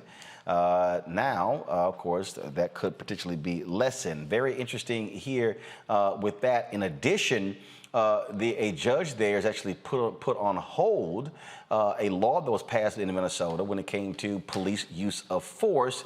He said that this thing must be, they must get this right when it comes to this use of force and allow this other case to move forward. Scott, it's interesting looking at these two here. Minnesota is sort of this battleground. We know where George Floyd was murdered there in Minneapolis. Those police officers going on trial. Yet this case here, where prior to the cop who killed George Floyd, you had the brother who got convicted when previous white cops had killed folks and they didn't actually get convicted. You have the legislature who changes the law. Now judge says, hold up, let's back off of actually instituting this and some other things get sorted out. And so you're seeing how they're seeing where, I'm always talking about this here, where you can fight for change in the streets for policy to be made, but you can't ignore what the courts do. Yeah, but the courts still have to follow the law. And if it's new law, how they implement it, is it retroactive or not, is going to be what you need to watch here. You know, Minnesota has some really peculiar criminal statutes. One, I don't believe the police union supported the Ethiopian police officer. You didn't hear about that. They didn't issue any statements, I don't think. And so the dichotomy, not the dynamic between Chauvin and these police officers who are still need to be tried other than Chauvin, although Chauvin and them will be tried on the federal level too. And then you juxtapose that with the optics that you have this black police officer with white police officers, and he shot accidentally, or whatever the allegation is, a white woman in an alley who allegedly was reporting a rape, or they had heard a scream and what have you. It doesn't cut down the middle. It cuts across and cuts to this black police officer. And the racial dynamic and difference with how these cases are perceived are consistent with what black people say versus white people. Black people, they don't see us. The police don't see us, if you will. And now you have a black person with a badge on who by accident or purpose, whatever he was convicted of, he still doesn't enjoy the fruits of protections of the criminal justice system or the police union, if you will. You can have a lot of analogies here, but it's just a weird circumstance and one you can draw a lot out of, but it's still consistent with how black people are treated in America and how white people see white people through the white privilege lens and how black people see life in America through the reality image of what they've lived. Robert? I find this to be very interesting as a test case to see how this will be applied to police shootings going forward. As Scott said, it's very interesting to me that we do not have the same level of support or outrage from the law enforcement community when it's a black man shooting a white woman, that we cannot ignore the fact that the racial dynamic is tantamount or is paramount in many of these cases when it comes to how people view, how the media treats, how groups and communities treat these cases. And we have to start working when we're drafting new legislation. We keep talking about these, the George Floyd Justice and Policing Act. It's not enough just to get legislation passed. It has to be properly crafted legislation to ensure that you can take out implicit bias, that you can take out any other factors to make sure you're only getting a ruling on the facts, not based on cultural stereotypes, based on race, based on ethnic background. The white woman is the most protected creature in America. Forget the three-toed sloth, forget the spotted owl. We don't protect anything like white women in America, and I think it's very clear that in this case that this, I think it's very clear what they're doing. He said it. He just said it. Oh, man. Go ahead on, brother. Keep going. I'm listening. Oh, no, that was it, Scott. Robert, you done? Go ahead, Lauren. I'm done. Yeah. You know, even bigger than that, we see this on the national level with the national FOP with regard to the attack on the Capitol on January 6th. Yeah, exactly. You heard all of those African-American cops speaking about how they were treated, what happened to them. You heard absolute dead silence from the national FOP. It should have been impossible. Here you have an attack on the U.S. Capitol. It doesn't get any more dramatic than that. It doesn't get bigger than that unless it's the White House, right? And the national FOP said absolutely nothing. And I don't know, A. Scott Bolden, it seems to me somebody should be suing over that. I mean, it's sort of obvious, right? I mean, you got to be Irish American before somebody says something at a police union or national FOP. You know, I mean, it's just obvious that when it's a black cop, nobody cares. Nobody cares in these organizations. And they're not even trying to pretend. There's no pretense. The shield is off. They're not trying to pretend they care about black cops. So I don't know what that's about. I don't know how they may. You know, if a black cop gets killed in the line of duty, they tend to show up and have a large procession if it's a high-profile matter. But I wonder if they show up if it's not a high-profile matter. I don't know, and I can't cast aspersions, but it feels that way, doesn't it? It just feels that way from a perception standpoint. Well, when it comes to funerals and things like that, the ceremonial, everybody does show up. I will say that. I went to a series of funerals right after 9/11, and I'd been to a few before that. And so it is very, the allegiance when somebody dies is clear. I'm talking about the union. I'm talking about the police union. I'm talking about the heads of the union. And I'm talking about the National Fraternal Order of Police, who've gone completely silent on January 6th. And I get it because, you know, a good friend of mine is a police officer, a U.S. Capitol police officer. His friends all voted for Trump. I get all that. But you would think that just out of what that organization is supposed to be doing, which is representing police officers, they would be representing police officers, black or white. And they don't do it when the police officer is black. And it's right out. Well, you see the same with the National Rifles Association. I got National Rifle Association. One second. I got to cut this conversation off because I got another guest waiting, and I got to get to this next story. 4 elite gymnasts testified before the Senate Judiciary Committee today about this shameful abuse that they suffered at the hands of former Team USA doctor Larry Nassar, in addition to how the FBI completely botched the investigation. First of all, Christopher Wray, the FBI director, apologized how the FBI conducted the investigation. Among the people who testified was Simone Biles, who blasted the agency, citing everyone is to blame for letting this happen.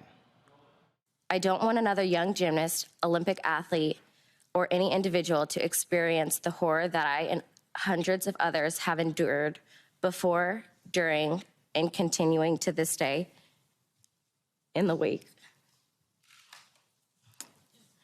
of the Larry Nassar abuse. To be clear, Take your time. To be clear, I blame Larry Nassar, and I also blame an entire system that enabled and perpetrated his abuse. USA Gymnastics and the United States Olympic and Paralympic Committee knew that I was abused by their official team doctor long before I was ever made aware of their knowledge. In May of 2015, Rhonda Fayen, the former head of USA Gymnastics women's program, was told by my friend and teammate, Maggie Nichols, that she suspected I, too, was a victim. I didn't understand the magnitude of what all was happening until the Indianapolis Star published its article in the fall of 2016, entitled, Former USA Gymnastics Doctor Accused of Abuse. In July, Justice Department Inspector General report found FBI officials failed to respond to allegations with urgency and seriousness. Lawmakers on both sides are calling for answers from the Bureau. Larry Nassar was convicted in 2017, folks, on abusing 10 girls, but 265 young women have stepped forward and said that he sexually abused them. And so that was a shocking and devastating testimony today there on Capitol Hill. Folks, let's talk about this Wall Street Journal story that came out today that shows that young teens are greatly impacted by what they are seeing on Instagram. In fact, it shows that it speaks to how they view themselves, how they, and this is an internal report. In fact, and they say that these teenagers are greatly impacted negatively by Instagram far more than any other app, including TikTok, Snapchat, as well. Now, Facebook, which owns Instagram, this is a driver of their revenue. And so this report was received based upon information that the Wall Street Journal received. And these platforms, according to their own internal folks, were flooded with unrealistic ideals of body imagery, career ideals, and even dietary plans ready at their fingertips. Instagram is linked to the rising rates of anxiety and depression among the groups of people that use them. Almost 6% of American users trace their desire to commit suicide back to Instagram. Joining us right now is the founder of Stop Online Violence Against Women, Shireen Mitchell. Shireen, glad to have you here back on Roland Martin Unfiltered. What's interesting about this report. This is an outside group making allegations. It's literally from the inside of Facebook. They've been saying one thing publicly, but internally know something completely different. Yeah, this has been going on for quite some time. And also the problem with this, if you haven't seen this pattern already with Facebook, is that even when outside entities are trying to get access to the data to discern like what's going on these platforms, Facebook has always put up barriers, like we saw with the NYU Observatory organization at this point, the academic university at this point. But the fact that they have multiple internal reports that they deny or they don't act on, or they decide to make a decision that is not in the best interest of its users, no matter what their internal reports are. But just to be clear, like Instagram itself is the majority of users is 22 and younger. And we have seen this before. And as a matter of fact, Social Dilemma, like the people who helped to create Instagram, admitted to what it was doing and how it was impacting young girls. And we saw that a year ago. So that means that there was a video about it. They had their own internal reports about it. The FTC Commissioner Chopra has talked about it as early as May 2021 this year. And yet, with all of that evidence, they still decide to do nothing. And that now that there's bad press, bad media, now they're making statements about things they want to do or suggestions that they have. But that's the problem. They have done their own internal workings on multiple aspects of the problems of their platforms, both multiple of them: Instagram, Facebook, WhatsApp. The decisions that are being made internally are what we're hearing that are problematic. And there's always this Zuckerberg gets up and goes to testimonies and hearings and says he's sorry and they're going to do better, and yet we know that unless there's public pressure, unless there's another hearing, and even in some of those instances they don't actually make dramatic changes.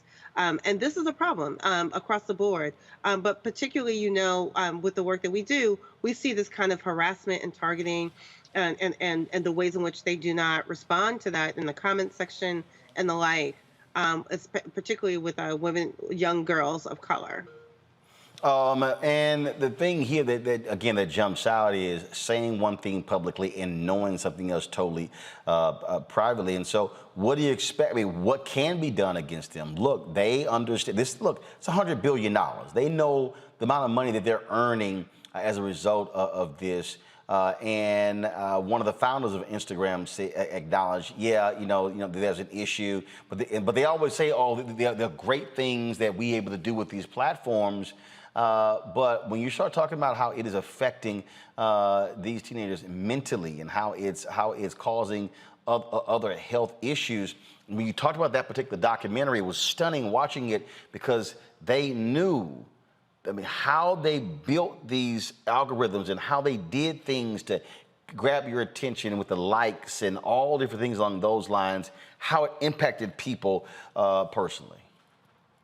Yeah, I mean, and be clear, they've done studies where they manipulated people's feeds and they tested the algorithms to see what kind of impact and reactions. In many ways, if you think about it, the likes and like what we see now on Facebook, the likes, the angry, the sad, those are all emotional triggers. They're actually collecting more data every time someone clicks one of those emoticons. Like, that's what they've been doing and that's what they know. And I think the problem here is that people still think that what they're doing is very innocent and that the platform is neutral and people are just operating with the way in which they engage on these platforms, when we now know that much of that has been manipulated. And that's the problem that we're having. And now we're talking about children, but ultimately across the board, I mean, they have been manipulating emotions and allowing disinformation all the way up to the rage and the violence that we've been seeing since January 6th. They know these things have been happening. They have not been taking action. And when you ask the question, what can be done? I mean, this is the point where we can't just keep having hearings. That regulation needs to happen. And I'm hoping this time around with a different administration, the FTC, the FCC, and others will actually take action and put things in place with teeth that can hold the company accountable. I mean, they have a dissent decree with the FTC, and it seems to me that's not working. Yet they use that as a weapon to say that they were accommodating the dissent decree by cutting off third-party researchers and data scientists from getting access to their data. As a matter of fact, they just recently removed from their CrowdTangle tool some of the information about January 6th. So they are saying one thing publicly and talking about all the great things they're about to do and the transitions that they want to have, and they're giving all these suggestions, but their actions say something completely different. And we need to start accepting the fact that it's been years of these apologies and them doing something different. Now children are being affected. Like, we know that there's been pushback from them about the COVID information. They've been focused on that now. And I just feel like at this point, we need to take more actions and hold their feet to the fire a little bit more. I do think that we have, I've said this before, where other countries may, kick them under the table. America constantly plays footsie with them, and they are beholden to certain aspects of these debates that I just don't think that we're holding them accountable to what they're actually doing to the users. Lauren Burt. You're unmuted. Everyone understands. Can you hear me? Yes. Everybody understands that Mark Zuckerberg isn't going to do anything. I don't understand why we allow him to sort of waltz in and out of these hearings, waltz in and out of meetings, waltz in and out of the situation, and change absolutely nothing. And it just keeps going on and on. The only thing Mark Zuckerberg cares about is making more money. That's it. That documentary, Social Dilemma, was shocking. It's on Netflix. I think it's still on Netflix. That was an absolutely shocking documentary. There's a book by 2 New York Times reporters that is out right now called An Ugly Truth on Facebook. His Zuckerberg's game is clear. He's not going to change anything. He's not going to do anything. He's going to come in. He's going to answer some questions. He's going to walk back out and do absolutely nothing. Obviously, Facebook's lobbyists are very good and has control of our members of Congress. Because we've been sitting here now for years watching this dance. We know that the level of divisiveness in our politics has gone up. We know how they make money. They make money through conflict. They make money through divisiveness on Facebook. They make money through arguments. Facebook does a lot of good things. We understand that. When a baby is born, when somebody dies, when somebody's sick, we find out about it through Facebook. But there's a lot of unstudied consequences of that platform and the impact that it has on people, particularly young people. There are things that we do know and that we have figured out already that nobody wants to confront. And I suspect that as somebody who has a few friends that work at Facebook who used to work on Capitol Hill, I think that they've just got really good lobbyists to keep stopping our members of Congress from changing the policy. But it's ridiculous. And I think it's dangerous. We just found out on January 6th how dangerous it is, because there's nobody that believes that that would have happened without social media. There's no way. And misinformation, of course. Okay, but then isn't Facebook and social media nothing more? And I'm not saying it's innocent when I say nothing more, but isn't it a reflection of everything else that's going on in America? No. And do you want to regulate everything that's going on in America, good, bad, and ugly? No, it's not. And here's so Shireen, please explain. How come it's not? Because Shireen's about to explain. Shireen, okay. please explain to Scott how pervasive Facebook now is with the amount of data they have and how they are able to take that data and literally manipulate it to drive profit. Yeah. So I think there's a couple of things. Like we do this data analysis and we get as much data as we can from Facebook and other platforms. And so I think what you're trying to say is that you feel like this is a reflection of where America is right now. And sometimes it is, but sometimes it is an exacerbation of that. So when you see the way the data has been collected, again, when I talked about those emoticons, right? They are collecting data on people's emotions and figuring out which content gets the most emotional reactions out of people. And they're using that to discern which additional content is presented to you.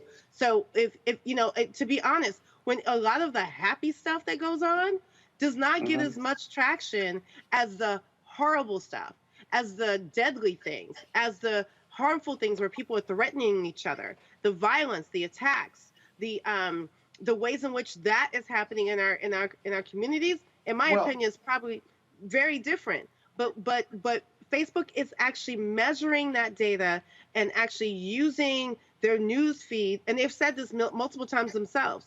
They will change the news feeds depending on what they think is happening or what they think people need.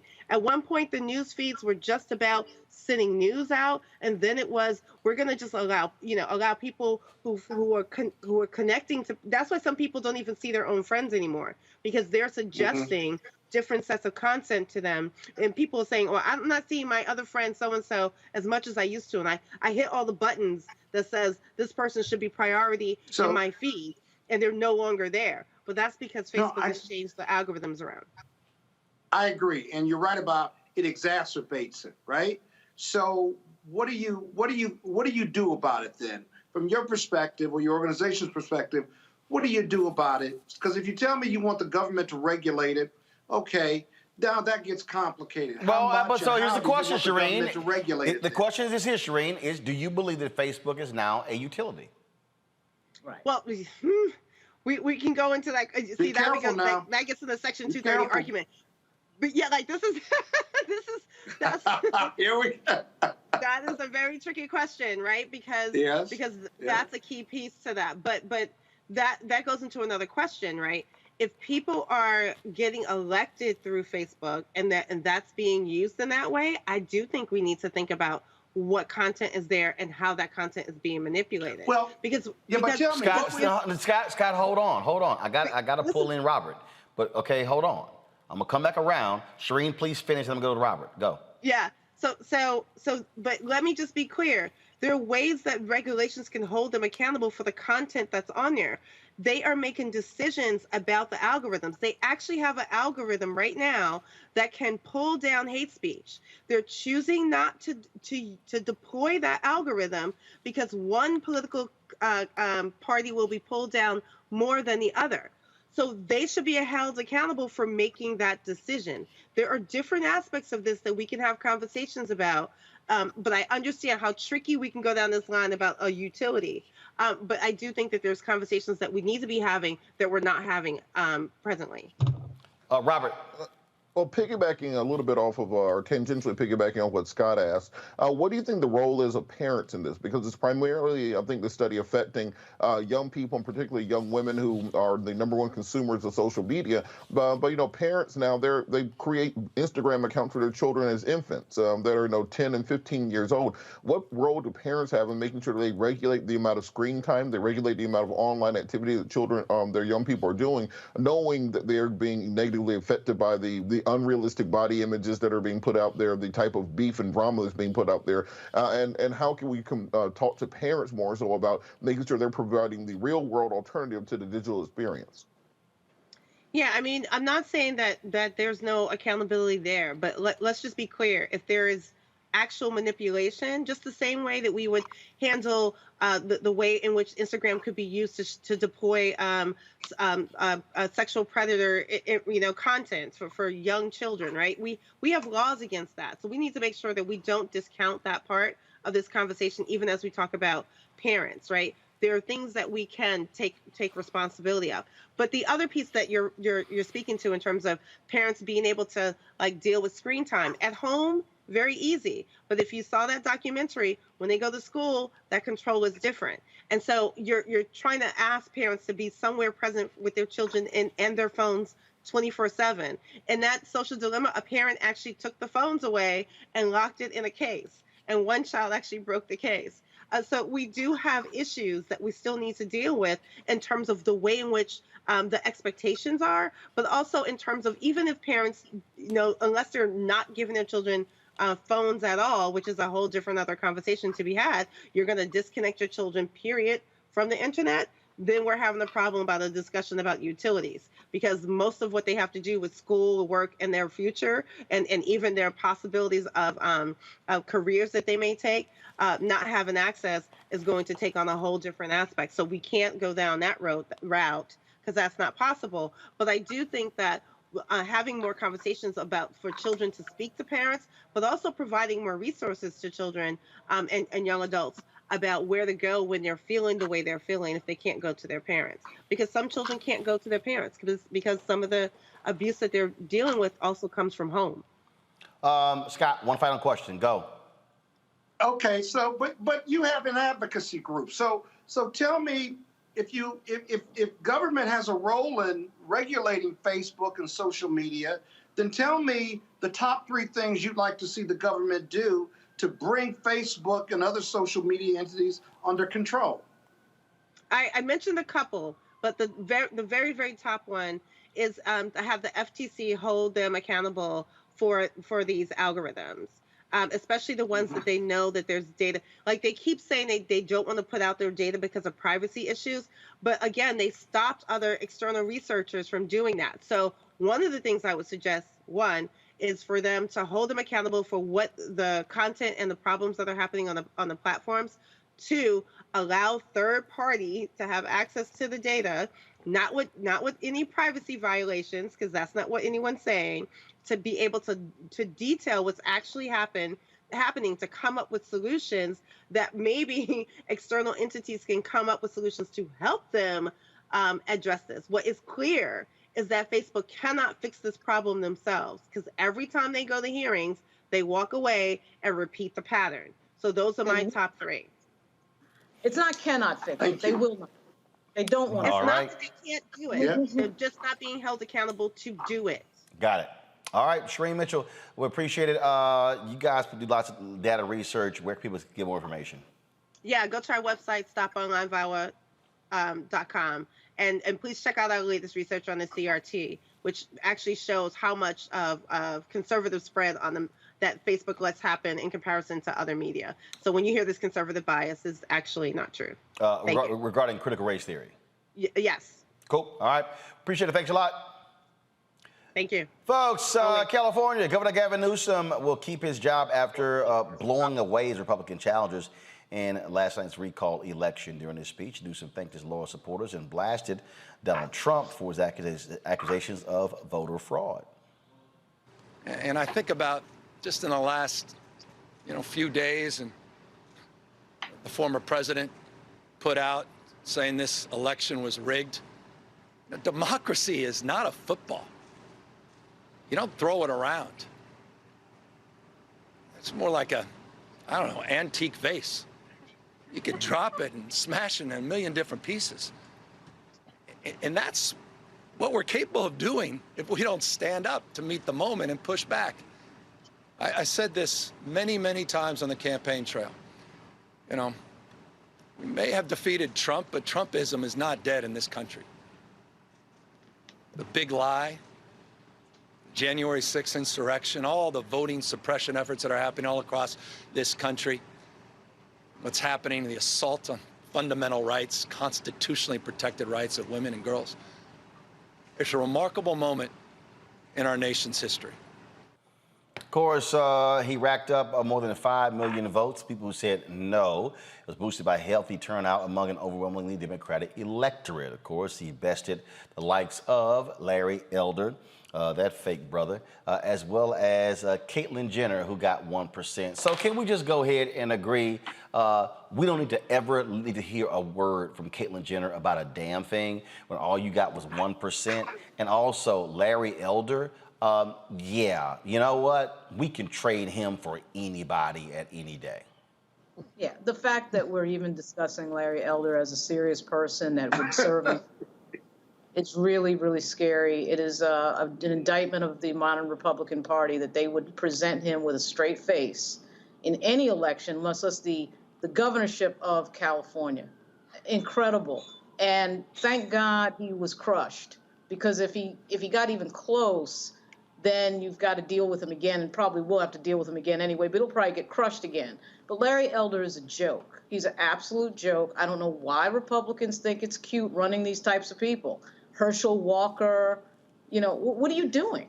I mean, if you want to present these nuts to the electorate, okay, fine. But you're going to get what you paid for. Unless you're in a really red state, you really don't get what you paid for. But Larry Elder is one of their worst moments, and that's saying something.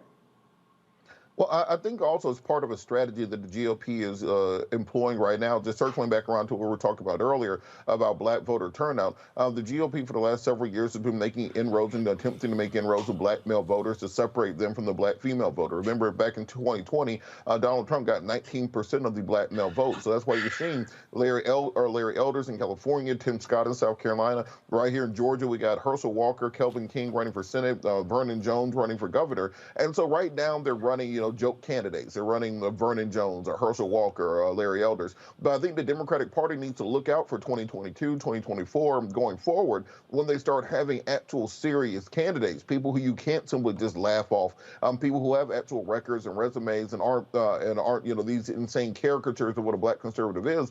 The Democrats are going to have to start passing some actual legislative agenda items and not being able to just write these things off, because with Donald Trump getting 19% of the vote, imagine what a competent black Republican candidate, the old school Colin Powell type of black conservative, the old school Condi Rice type of black conservative, the type of vote they would get going forward. So the Democrats, you can laugh it off now, but it should look at this going forward for a place where they might have weakness. Well, the number one group that supports the Democratic Party is black women. The number two group is black men. And if they want to keep running these people, they can go keep running these people. They're not going to get. See, you're talking about the 19% of Trump. That's versus Joe Biden. That's not versus Obama. That's not versus Kamala. So who the person's running against is a big factor here. I think the Republican Party is really ending itself in with these types of candidates. But the demographics in the country, the demographics in the country are going to be ending the Republican Party, and their policies and what they believe in, and the party of no, and the party of hate, and the party of Trump is what's ending the party, and it's being ended based on, you know, all of those things, but it's ending in front of them. It's not ending. Can we please stop saying that? Republicans right now, the Republicans, no, it has not ended. No, it has not. The Republican Party right now controls 31 state legislatures. They control 30 governor's mansions. Ain't shit ended. No, they are still. No. This is the mistake that we make. Oh, the party is ended. The party is not ended. They are still there. They are still in power. They are still passing laws in Florida, in Texas, in Arkansas, in Alabama, in Mississippi, in Tennessee, in Louisiana, in South Carolina, in Georgia, in North Carolina, in Iowa. I can go on and on. They are still here. Okay, so I agree with you. They're still here. But the takeaway from California, which is, I think, the original question, the takeaway from California is twofold. One, that COVID-19 and vaccinations and the health of individuals and kids in this country is priority number one for most Americans. I know all Democrats, but for most Americans, and that's going to continue to be the case for the midterms. The Democrats can learn that part from California, even though it's uniquely Democratic, it's a huge economy and what have you. The second thing that you can take away is that Donald Trump is incredibly unpopular, and the Democrats are going to hang Donald Trump. I don't care what state it is. Their Republican nominees are going to continue to reflect Trump's values, if you will, and hang Trump around Youngkin in Virginia, for example, and anywhere else, because he is deeply unpopular, especially since January 6th. That's going to matter in the midterms. And if the Dems have enough money, and they have a lot of money to spend on quality Democratic candidates, then they can survive, if not succeed, in winning the midterms. However, it's still tough, but those are two political themes that every Democrat in this country running for federal or state office needs to embrace. Bottom line is this here. You can run it all you want to. And when it comes to the House, those are special. That's a different distinction. It's 700,000 people you're appealing to in districts. In fact, you're also seeing with gerrymandering going on. So, for instance, in Texas right now, Republicans hold an 18-13 majority in the state Senate. They're looking to change the maps that will actually lead to a 20-11 majority. They're looking to expand their electorate. Let's go to Boston, where Michelle Wu wins the primary election for the mayoral election there. Wu, the Boston City Councilor at large, will face off with fellow Councilwoman Uni Susebi George to be the first woman of color elected as Boston mayor. Wu owned 33.36% of the votes. George got 22.48%. Of course, the sister, who was the interim mayor, she actually came in third. In Cleveland, Cleveland will elect a new mayor for the first time in 15 years. Justin Bibb will face off against City Council President Kevin Kelly in a mayoral election in November. Bibb, African-American, earned, first of all, he earned 27.14% of the vote. Kelly got 19.39% of the vote. And so that's actually happening there in Cleveland. So those are the local races. And again, we're always talking about the impact of all these different races. And that's why these things absolutely matter. Let's talk about Catholic Church. The Pope came out today and addressed this whole issue of bishops and priests saying that they were not going to provide communion to candidates who are pro-choice. Now, this has been going on for a long time, where Catholic bishops have been passing different rules and saying you cannot extend communion to any politician who supports abortion. Well, the Pope, of course, who leads the Catholic Church, has said, y'all outside your damn lane. Focus on what you are. He literally said, you are not politicians. you are pastors.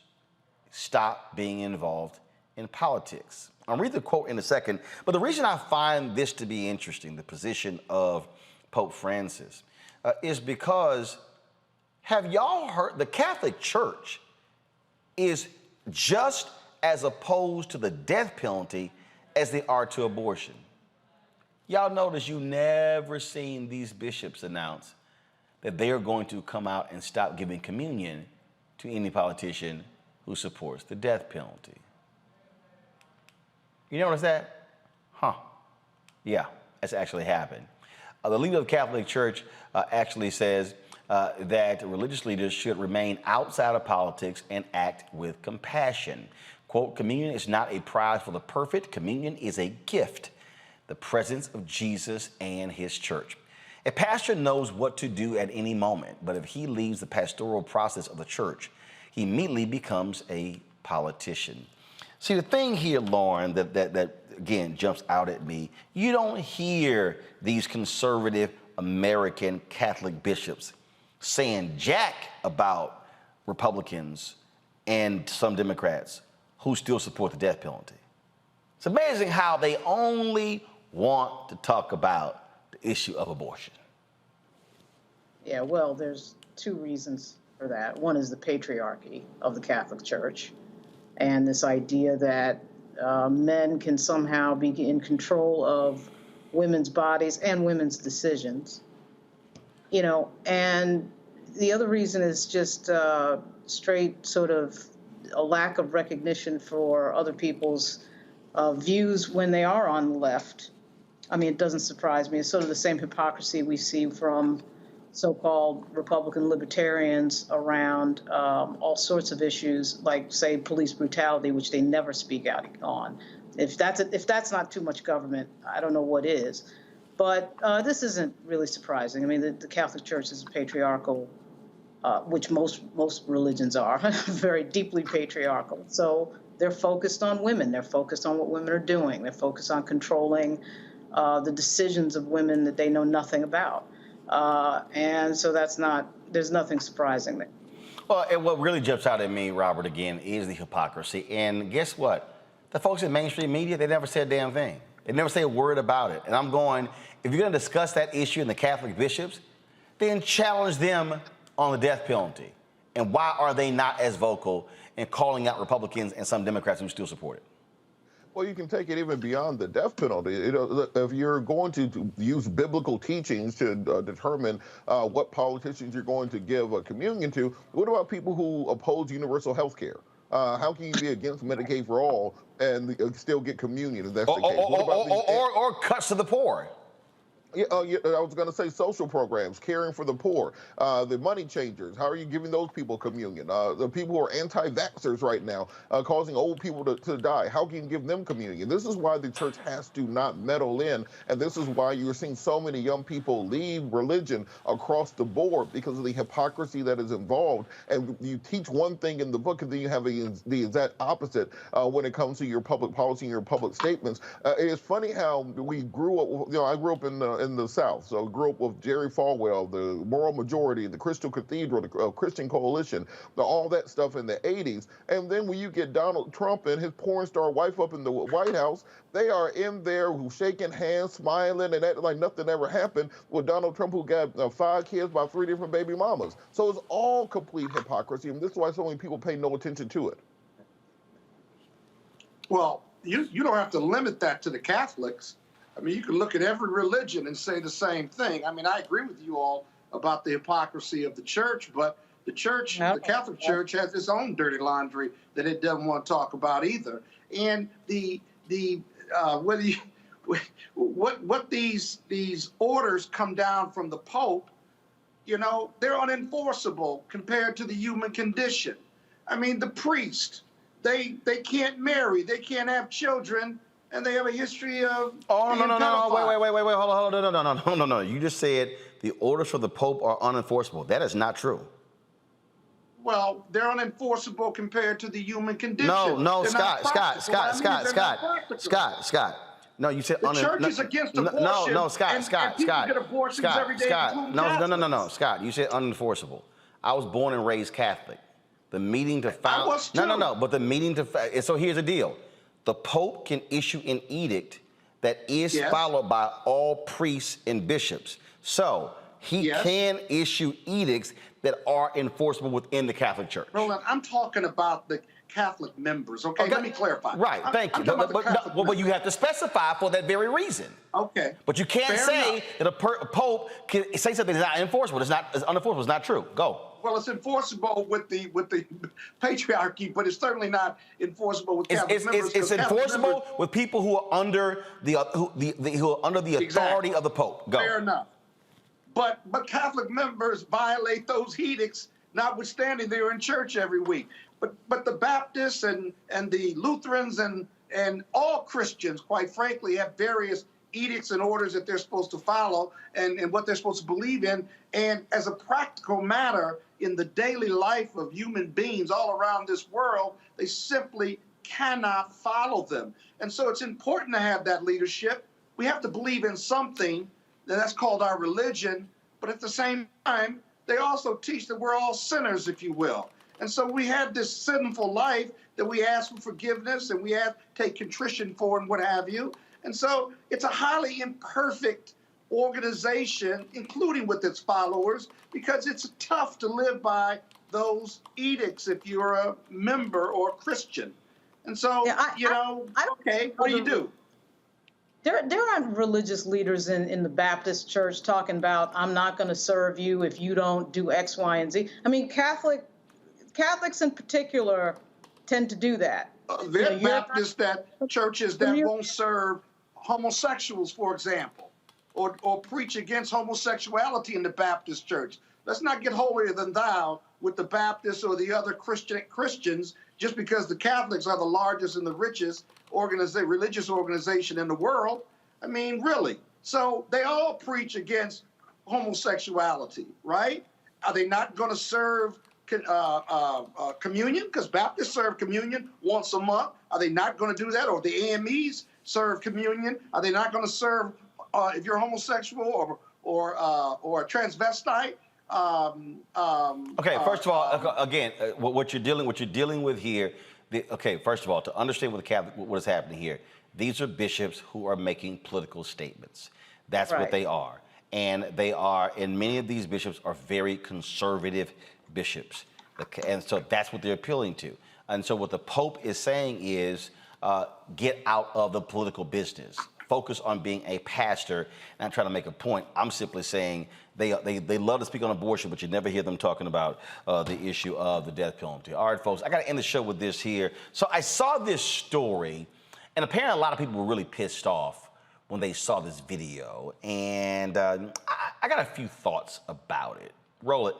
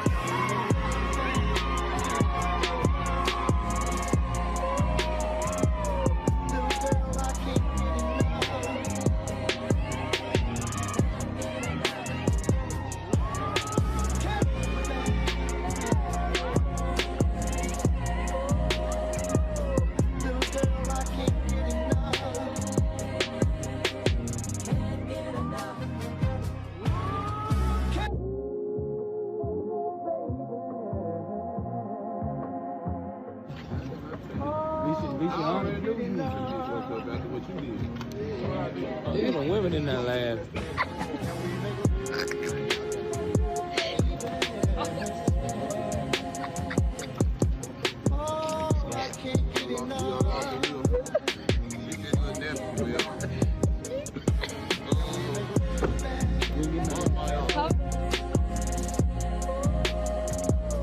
Little girl, I can't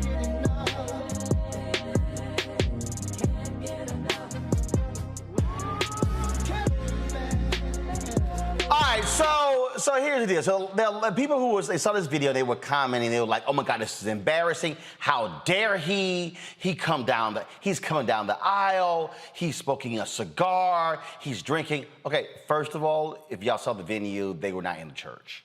That's the first thing. Okay, that's first. Two, you can do what the hell you want to do at your own damn wedding. I am really sick of all these people out here whining and complaining. If that man want to walk down the damn aisle first with a bottle with drinking and a cigar, he probably is a Kappa. If that's what he wants to do, then go right ahead.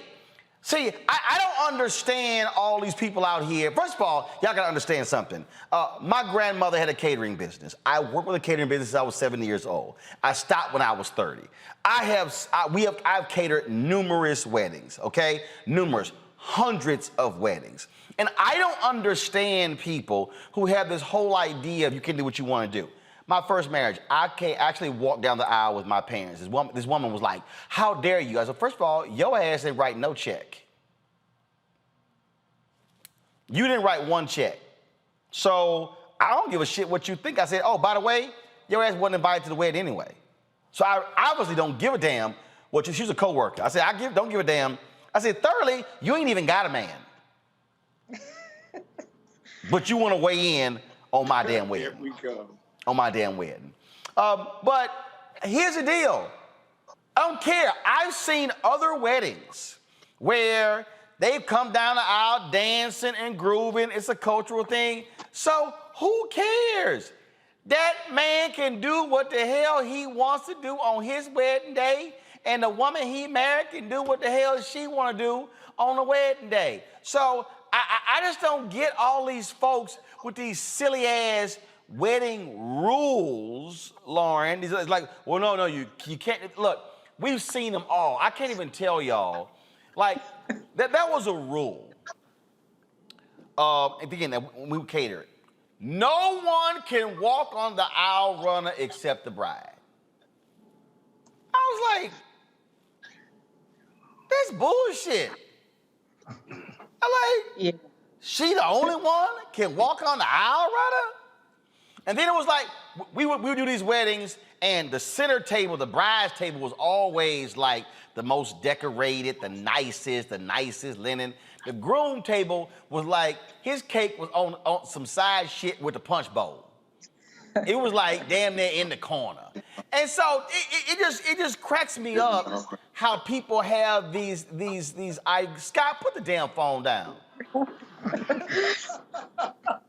It's after 8 o'clock. It's 8:15. Well, man, look, if they call, hit in, text their ass and say, "Yo, I'm gonna hit you back." But I'm just tired. Well, no, client, stop lying. I'm just tired of these people who act as if they can tell you what to do at your wedding and they ain't paid nothing. Yeah, I hear that. I totally hear that. I mean, I think it's just the weddings are about the day. That day is about the bride and the groom, and that's it. And to me, really nobody else's business. Maybe the parents, if one of the parents is contributing financially. No, hell no. It ain't about their ass. But I mean, like, sometimes you do have people paying. No, it ain't about their ass. They ain't the ones, it ain't their day. And I can't stand that bullshit. Weddings are about the people at the wedding. And I really can't stand that bullshit. Oh, it's the bride's day. If it's the bride's day, Robert, her ass can get married by herself. I'll be playing golf. Well, look, Roland, 2 points. One, I feel for the groom because I think everybody passes out after their wedding day. You wake up first thing in the morning, you gotta get dressed, you gotta do the groom's meeting, you gotta walk down the aisle, you gotta take pictures, then there's a reception, then there's a dance, you gotta talk to your mom, and then you gotta, after about a 12-hour day, you pass the hell out. It's a long day. And secondarily, like, this is why women can't marry Kappas no more, because that's how a Kappa shimmies down the aisle all by himself. But he has to make it all about himself the entire time. I will put money on that. It's his day too. Well, listen, whether it's a Kappa or an Alpha, I ain't seen the bride in the video at all. No, that's true. But here's the deal. He could be a Kappa, Alpha, Omega, or Sigma for all I care. The bottom line is his wedding, her wedding, it's their wedding. And the judgment is just ill placed. It's not well placed because it's their day, and every wedding is different. I could care less. Now, he passed out, okay, but that's their wedding, that's their story, and that's what they posted. So what difference does it make? I mean, I don't even know why we're doing this story. What's the point? Here's the deal. First of all, we aren't doing this story. This is my shit. I'm doing the story. So here we go. I'm gonna do the same thing the groom did. What the hell I want to do? And so that's the whole deal. But again, for all y'all folk, all y'all people out there who've been whining and complaining about this video and what this groom did, y'all, watch this. We're gonna end the show on this. I found this on YouTube. These Congolese folks got married and they had a straight up wedding entrance. Boom.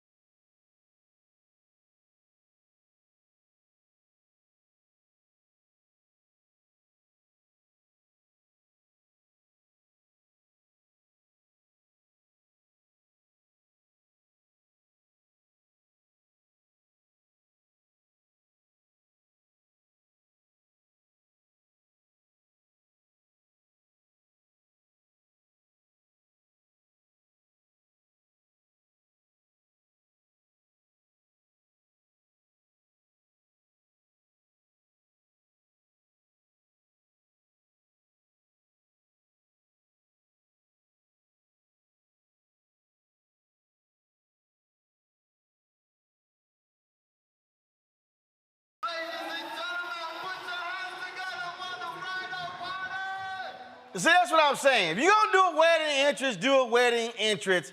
The only problem, clearly 3 or 4 of them groomsmen did not bring their ass to practice. All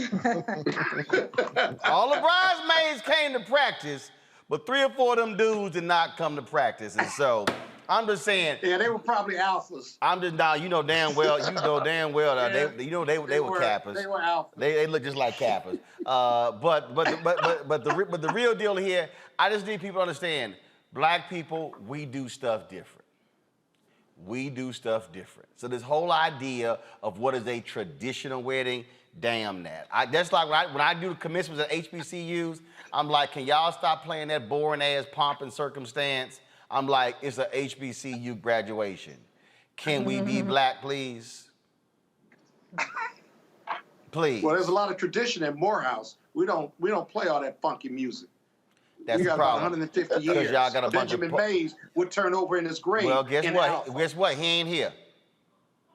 He ain't here.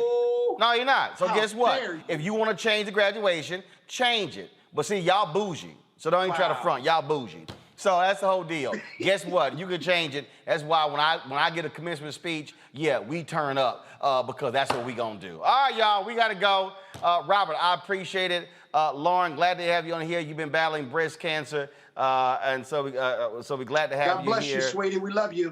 Thanks a bunch. Praying for you. I see you. I see you got. Now, is that one of the pink, one of them from the Women's March hats? Is that what you got? Yes, it is. It is. I get a lot of comments from a certain demographic, as you might. Yeah, I'm sure you do. Absolutely. All right, Scott, take your little punk ass phone call now. All right, we done. Oh, you're not gonna say anything positive about me? Nope. I'm on this show faithfully every Wednesday. Say something positive before we sign off. By the time you got a new light, because your ass now look lighter. All right, we gotta go. Y'all want to support what we do? Well, I'm light-skinned anyway. Yeah, but you needed still more light because you were sometimes real damn dark. Yeah. All right, y'all. If y'all want to support what we do, please join our Bring the Funk fan club. Cash App, $RM Unfiltered. PayPal.me/R Martin Unfiltered. Of course, Venmo is RM Unfiltered. And Zelle, rolling@rollingsmartin.com. rollingsmartin.com. Sponsored by Look Tired Tonight. Yeah, I flew in early this morning from Atlanta. Hell yeah, I'm tired. And of course, don't forget, download our app, Black Star Network. You can watch this show right on our YouTube channel or Facebook, but I really want y'all to download our Black Star app. We surpassed 10,000. We're on our way to 20,000 downloads. iPhone, Android TV, Android Roku, Apple TV, Apple Fire Stick, Amazon Fire Stick, Xbox, Samsung Smart TV as well. All right, folks, I'll see you guys tomorrow. Roland Martin Unfiltered on the Black Star Network.